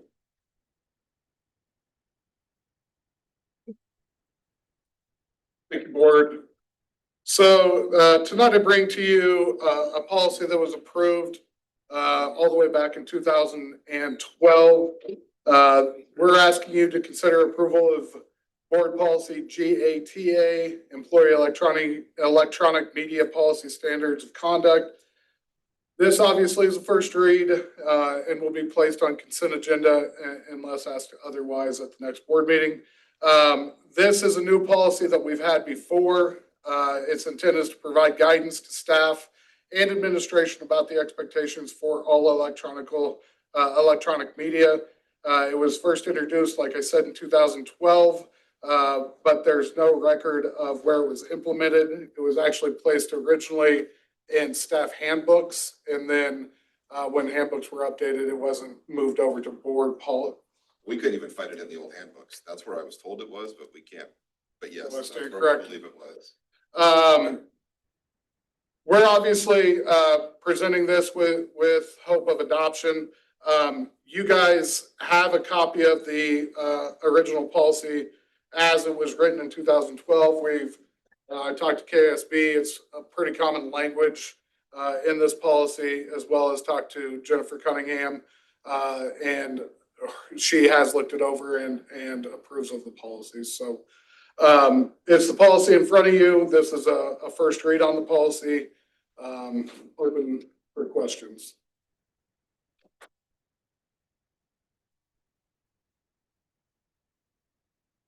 Are there other districts that we can look at, or you can provide us with their electronic media policy to where we can kind of?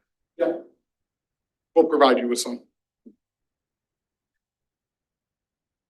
This might surprise you, Russ, but I kind of agree that the personal use thing is a little vague. And I don't know how you tweak it to make it better, but I don't know. I think it's gonna be really difficult to enforce. Well, as I read that, thinking through the comments and appreciate the public comment on this stuff tonight. To me, it reads to where it is correlating electronic media accounts to any other public conduct. And so I don't know that to me, it doesn't come across as vague. It's more like we also need to be looking at our policy around public conduct, because I think it's tying it back to another policy. And it's saying that I read this and it is conduct done online is interpreted as any public conduct. Yeah, do we have a public conduct policy? It's not specifically labeled public conduct, but we do have a policy on ethics. We do have a policy on behavior, those sorts of things that it does. I'm with you, Andy, that it would tie back to. Yeah, because I agree. I mean, if you don't support the same candidate that I support, you have every right to, on your personal account, say whatever you want to say in support of that candidate. I mean, obviously, there are things that we don't want teachers saying in some of the people that were fired were saying things that were pretty aggressive. I don't know. I just, yeah, maybe it's the whole, I'm just like, this is really, I don't know. I don't know that I love how that part reads. Yep. So what we can do is I'll pull all our policies, send our policies that would apply to staff code of conduct for clarification on what it would revert back to on staff code of conduct. And then if it's referring back to it, already an existent policy, that makes way more sense. Yeah, I agree. I have a hard time swallowing how it's exactly that. I read it as it's referring back to something else. I just don't know what that something else is.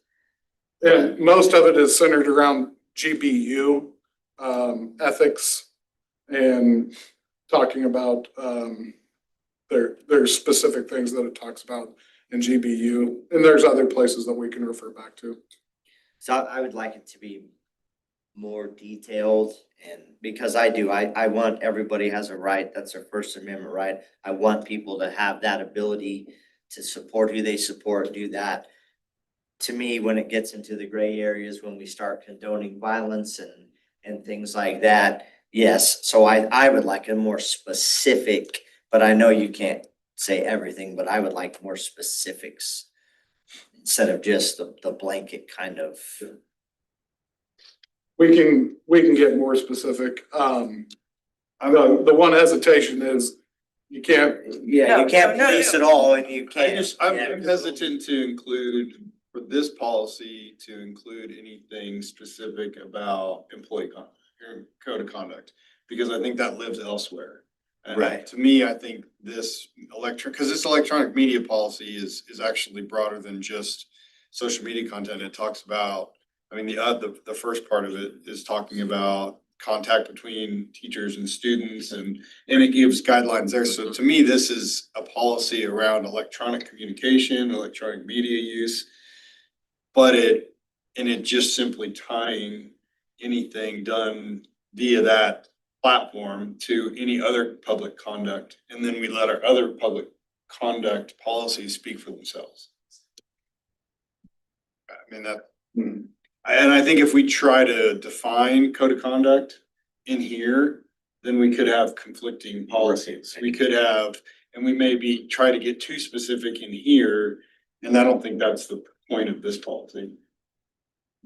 So does this part not even belong? No, I think it does. I mean, I think this part, this policy, to me, this is just my interpretation, but to me, this policy is really talking about use of electronic media in a couple different, and it talks about a couple different aspects in which that use is governed. And so, you know, like guidance for example, use where it talks about communication between employees and students and what's allowed and what's not allowed. That's discussed in here. And then this second paragraph. So it's covering a few different topics related to electronic media here, but it's not getting into the code of conduct. That's covered, in my mind, covered in other policies. And, you know, like Drew said, that policy came out in 2012, that was around the time that we went to the one-to-one initiative and so all those things. And so I think that was the rationale for that policy coming into place. There was conversation after, you know, things happened that maybe we should have a policy. And I agree. I don't think we need to reinvent the wheel. I don't think we need to, I feel like we've got enough policies. And so as we were kind of researching, Jennifer found this policy that we found that had been, and like I said, I don't really know the whole history behind it, but I did call Renee and ask her. Renee and Roxy Schaefer were the two that brought that originally when I talked to Renee, and she thought that it was supposed to be inside the like the teachers' handbooks at the high school. But we went through and looked at some of the digital copies that we couldn't find it anywhere. That's not to say it's not there.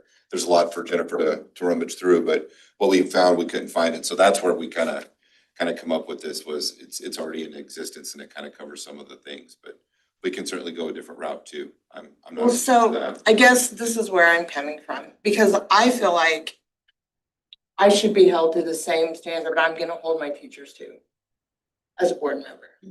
So if I wanna put on my Facebook account, Make America Great Again, then I have to give them that same opportunity. Absolutely. I completely agree with that. And I think both parties should be able to do exactly that. So as long as we're all on the same page about that,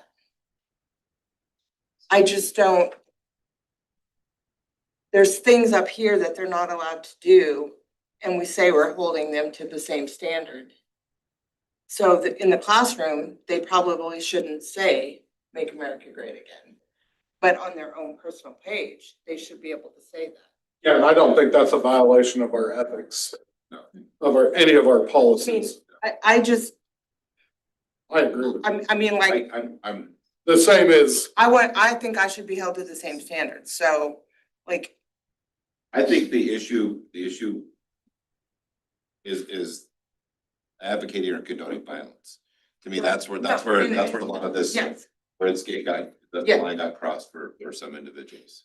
And so, And yeah, that obviously is not okay. right.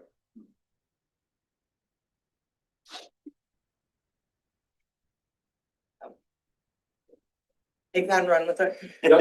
I just need some direction. So this is a policy that's, Lawyer's mug right now. that we've had for a long time that we haven't really been Right, putting in, that right. we haven't been aware of.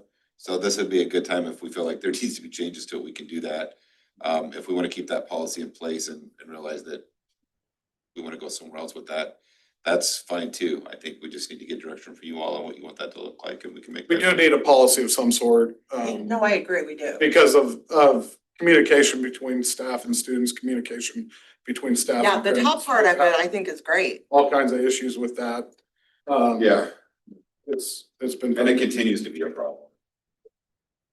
Like revisit the timing on this one here, like on number 4. Yeah. This is prior to 6 a.m. because we had to go to be at the high school and get hold of a teacher and go ahead and do the best of it. That's true. So there's some timing That's true. things you need to. Any other things we need to look at in this? I appreciated the comment about part of this being in bold. I mean, every portion of this is.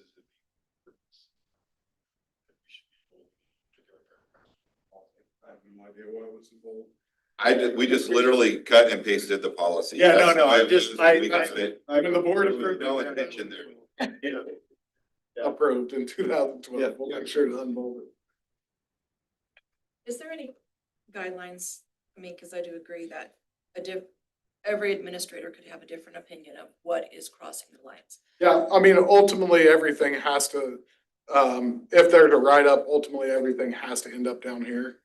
So it has to be approved at this level. Now, the just verbal conversation that administrators may have with staff members doesn't necessarily end up down here, but if there's a documented conversation in a conference report, it has to be approved at the central office level. So that doesn't happen. There's a reason for that. I was thinking down the road a little bit too, if we go to a possibly stricter phone policy where, students and teachers don't use their phones in the classroom, does the district have like I think we do, just asking, but do we have a means of communication for our teachers to communicate with our students? That isn't a cell phone or iPad, okay, or like my kids have played sports, some of the teachers have used Snapchat as a group Snapchat as a way to communicate with. Great. Yeah. Yeah, I'm just saying like, if we do away with. Maybe. Yeah, so we've gone down the road. So Remind was what everybody used to use. Remind was bought out by, I have it in some other notes. Remind was bought out by another company, and that platform went away for us because of how it was bought out. So we had to move to something else. Last year, we started the transition to Rooms. Because Rooms was a part of the platform that we already owned. It was a part of the Apogee Thrillshare network. So we started that transition to Rooms. It hasn't been the greatest transition because of some issues. So trying to navigate that, but in theory, Rooms would be that place. If Rooms doesn't work and we have to go to a different product, we'll have a product on the iPad that communicates. Yeah.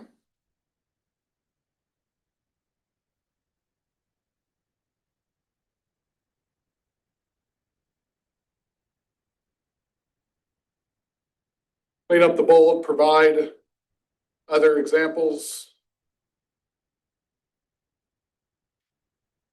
And then if it references any other policies to reference. We can do it. See you next time.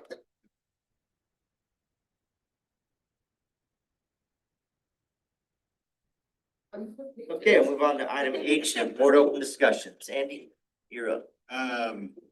Lot of important things covered tonight. I really want to thank everyone who came and spoke during public comment.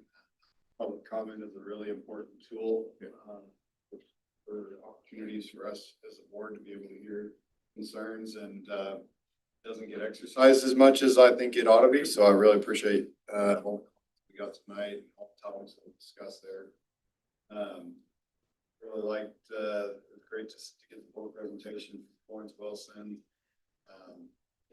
And in regard to the discussion with the CAP data and then, the ELA adoption, you know, it's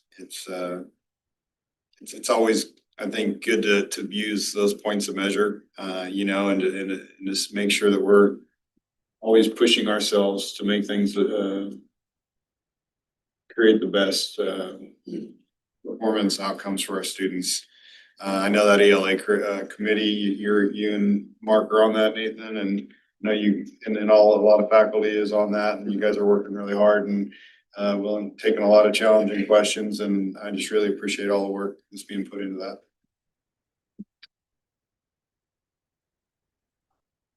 I agree. I really enjoy the public comments. I do. I like it better than reading an email. You know, it's more personal. You get more of that. So I do appreciate people that come forward, and I wish it did happen more also. I agree. Geez, we went through a ton of stuff. Lawrence Wilson is always great. I love when the kiddos show up.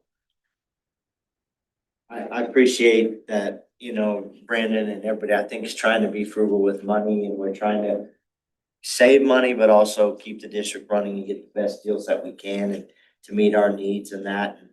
And I think, there's a lot of things happening and moving forward, and that's what I like to see, so. Robin? I agree. Public comment is great. One of these days, we're gonna get somebody that's up there like doing the cheerleader thing. That'll be really exciting. I think tonight is one of those meetings that there was a lot of information, a lot of it's really heavy and important. And it helps remind us of how important our job is. And we have 3 people that are leaving our board sadly, and we have an election next month. So everyone get out there and vote your conscience on that, so that we get 3 more awesome people up here to help us do the hard stuff. Mark? Yeah, a lot of information covered tonight. It's always good to hear from the students from Lawrence Wilson tonight. The public input is always great to hear. This simulation of dyslexia, and I'd already received this from the Live Well. I'm looking forward to that and seeing how that works. This is extremely important. 1 in 5 students said that, right? They said 1 in 5? No, students, some form of level of dyslexia. That's pretty. That's 20%. So that's important that we address that as a school district, so that we have those students that can succeed in life. And it's pretty important to be able to read, and without that, it's hard to learn. Nathan? I as well appreciate Florence Wilson, and have had some really good conversations at our board of faculty meetings. Seems like we've had about 5 or 6 since our last time we met, but have had really good just feedback and good fluid motion within the schools. We see the staff working together, things coming together here, and a lot of good things. So very excited about the schools. I've been to, I think, 5 or 6 so far, but all those things are going on. So very encouraging to know that we're going forward and hearing the data as well. I was interested to just see the data starting out year 1. Like we've said, it's just a beginning. And so I remember in teaching, the first year was a baseline. And so you sit, you understand, you figure things out, and you move forward from there. And so good to see at least a baseline going forward. The ELA adoption is a process. And I've said that earlier, how exciting it is to have so many people that are giving ideas, and we're listening to that, and we're going to come out with the best product and what's best for all of our students. So I'm pretty excited about that. Looking forward to the future. I've said in a couple of board faculty meetings, our time frame. It's an interesting perspective. Most of us, we look at our jobs as 1 year at a time, getting through that next year, but we've got to look to the 5 and the 10-year window here. And what decisions we make now, how that affects 5 and 10 years out. And so looking forward to keeping that moving forward, what's best in those situations. Definitely appreciate plant services and all that they're doing, and transportation as well, to keep us functioning as a school district and even our staff. And definitely just excited about what's coming up. So that's it. I don't have a whole lot that hasn't been added. I think there's some topics that we discussed tonight, you know, from the AI policy to the electronic media policy. I think there's some things that we probably need to put in place there. I mean, I think those policies will be a continuation and evolve as technology changes and different stuff like that. But I think those are important policies. And I would like to give a shout out to our transportation, as Nathan did. I know Shane's here asking for more some bids for buses, and I would like to thank all of our bus drivers that get our students to and from school safely every day. But our activity bus drivers especially, I mean, they've had some extremely late nights and some extremely early mornings trying to get all of our kids to all activities that they're involved in, and just appreciate those people, because not everybody is willing to get up and go to work at 2 o'clock in the morning or get home at 4 or 5 in the morning, and I just really appreciate them. I don't have a whole lot from what's been already said. Just maybe kind of a little personal opinion on some things. And kind of that goes with the media policy and perspective. I think we live in a different world now than we did 10 years ago, 5 years ago even.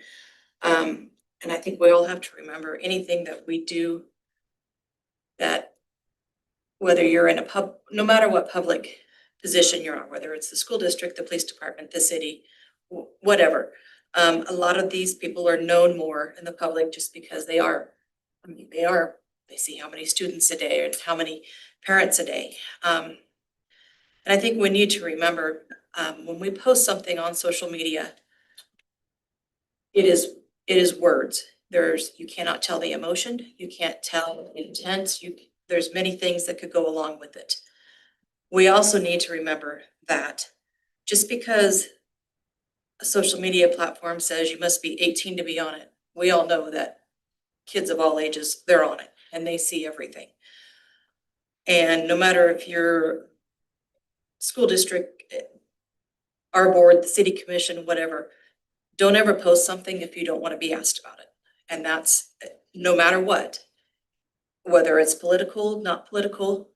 Always remember that if you post something, you better be prepared to be asked about it. And that's simply it. And I think everybody needs to be responsible about how they post things. And yes, everybody's entitled to their own opinion, their own views, their own political views. But we have to remember that we're role models. And no matter what you post, your intention may be for adults. There are many kids that see it, and we have to take that into consideration. Josh? Yeah, it's hard to believe that we're knocking on the end of the first 9 weeks of school, so we're almost a quarter of the way done. Been a pretty good start to the year. I feel like things have gone really well, for the most part. Parent teacher conferences are next week, so I would encourage families to make sure they take time for that.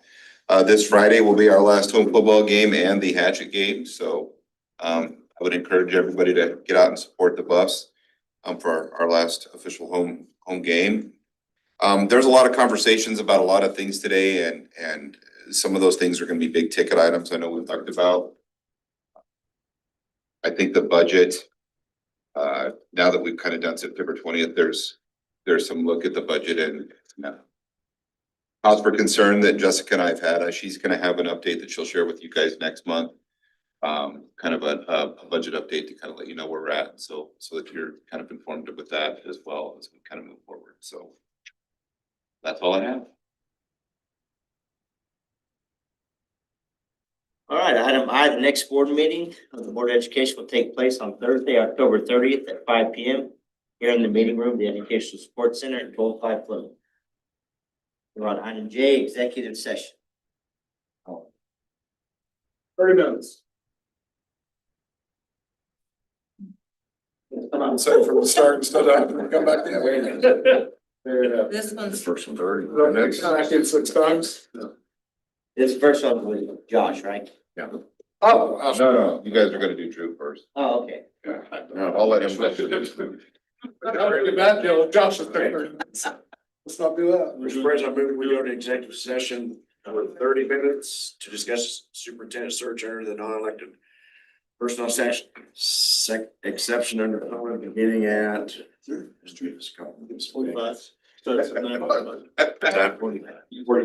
Change that to 45 minutes. 9:45. It takes 45 minutes for a meeting at 10:15.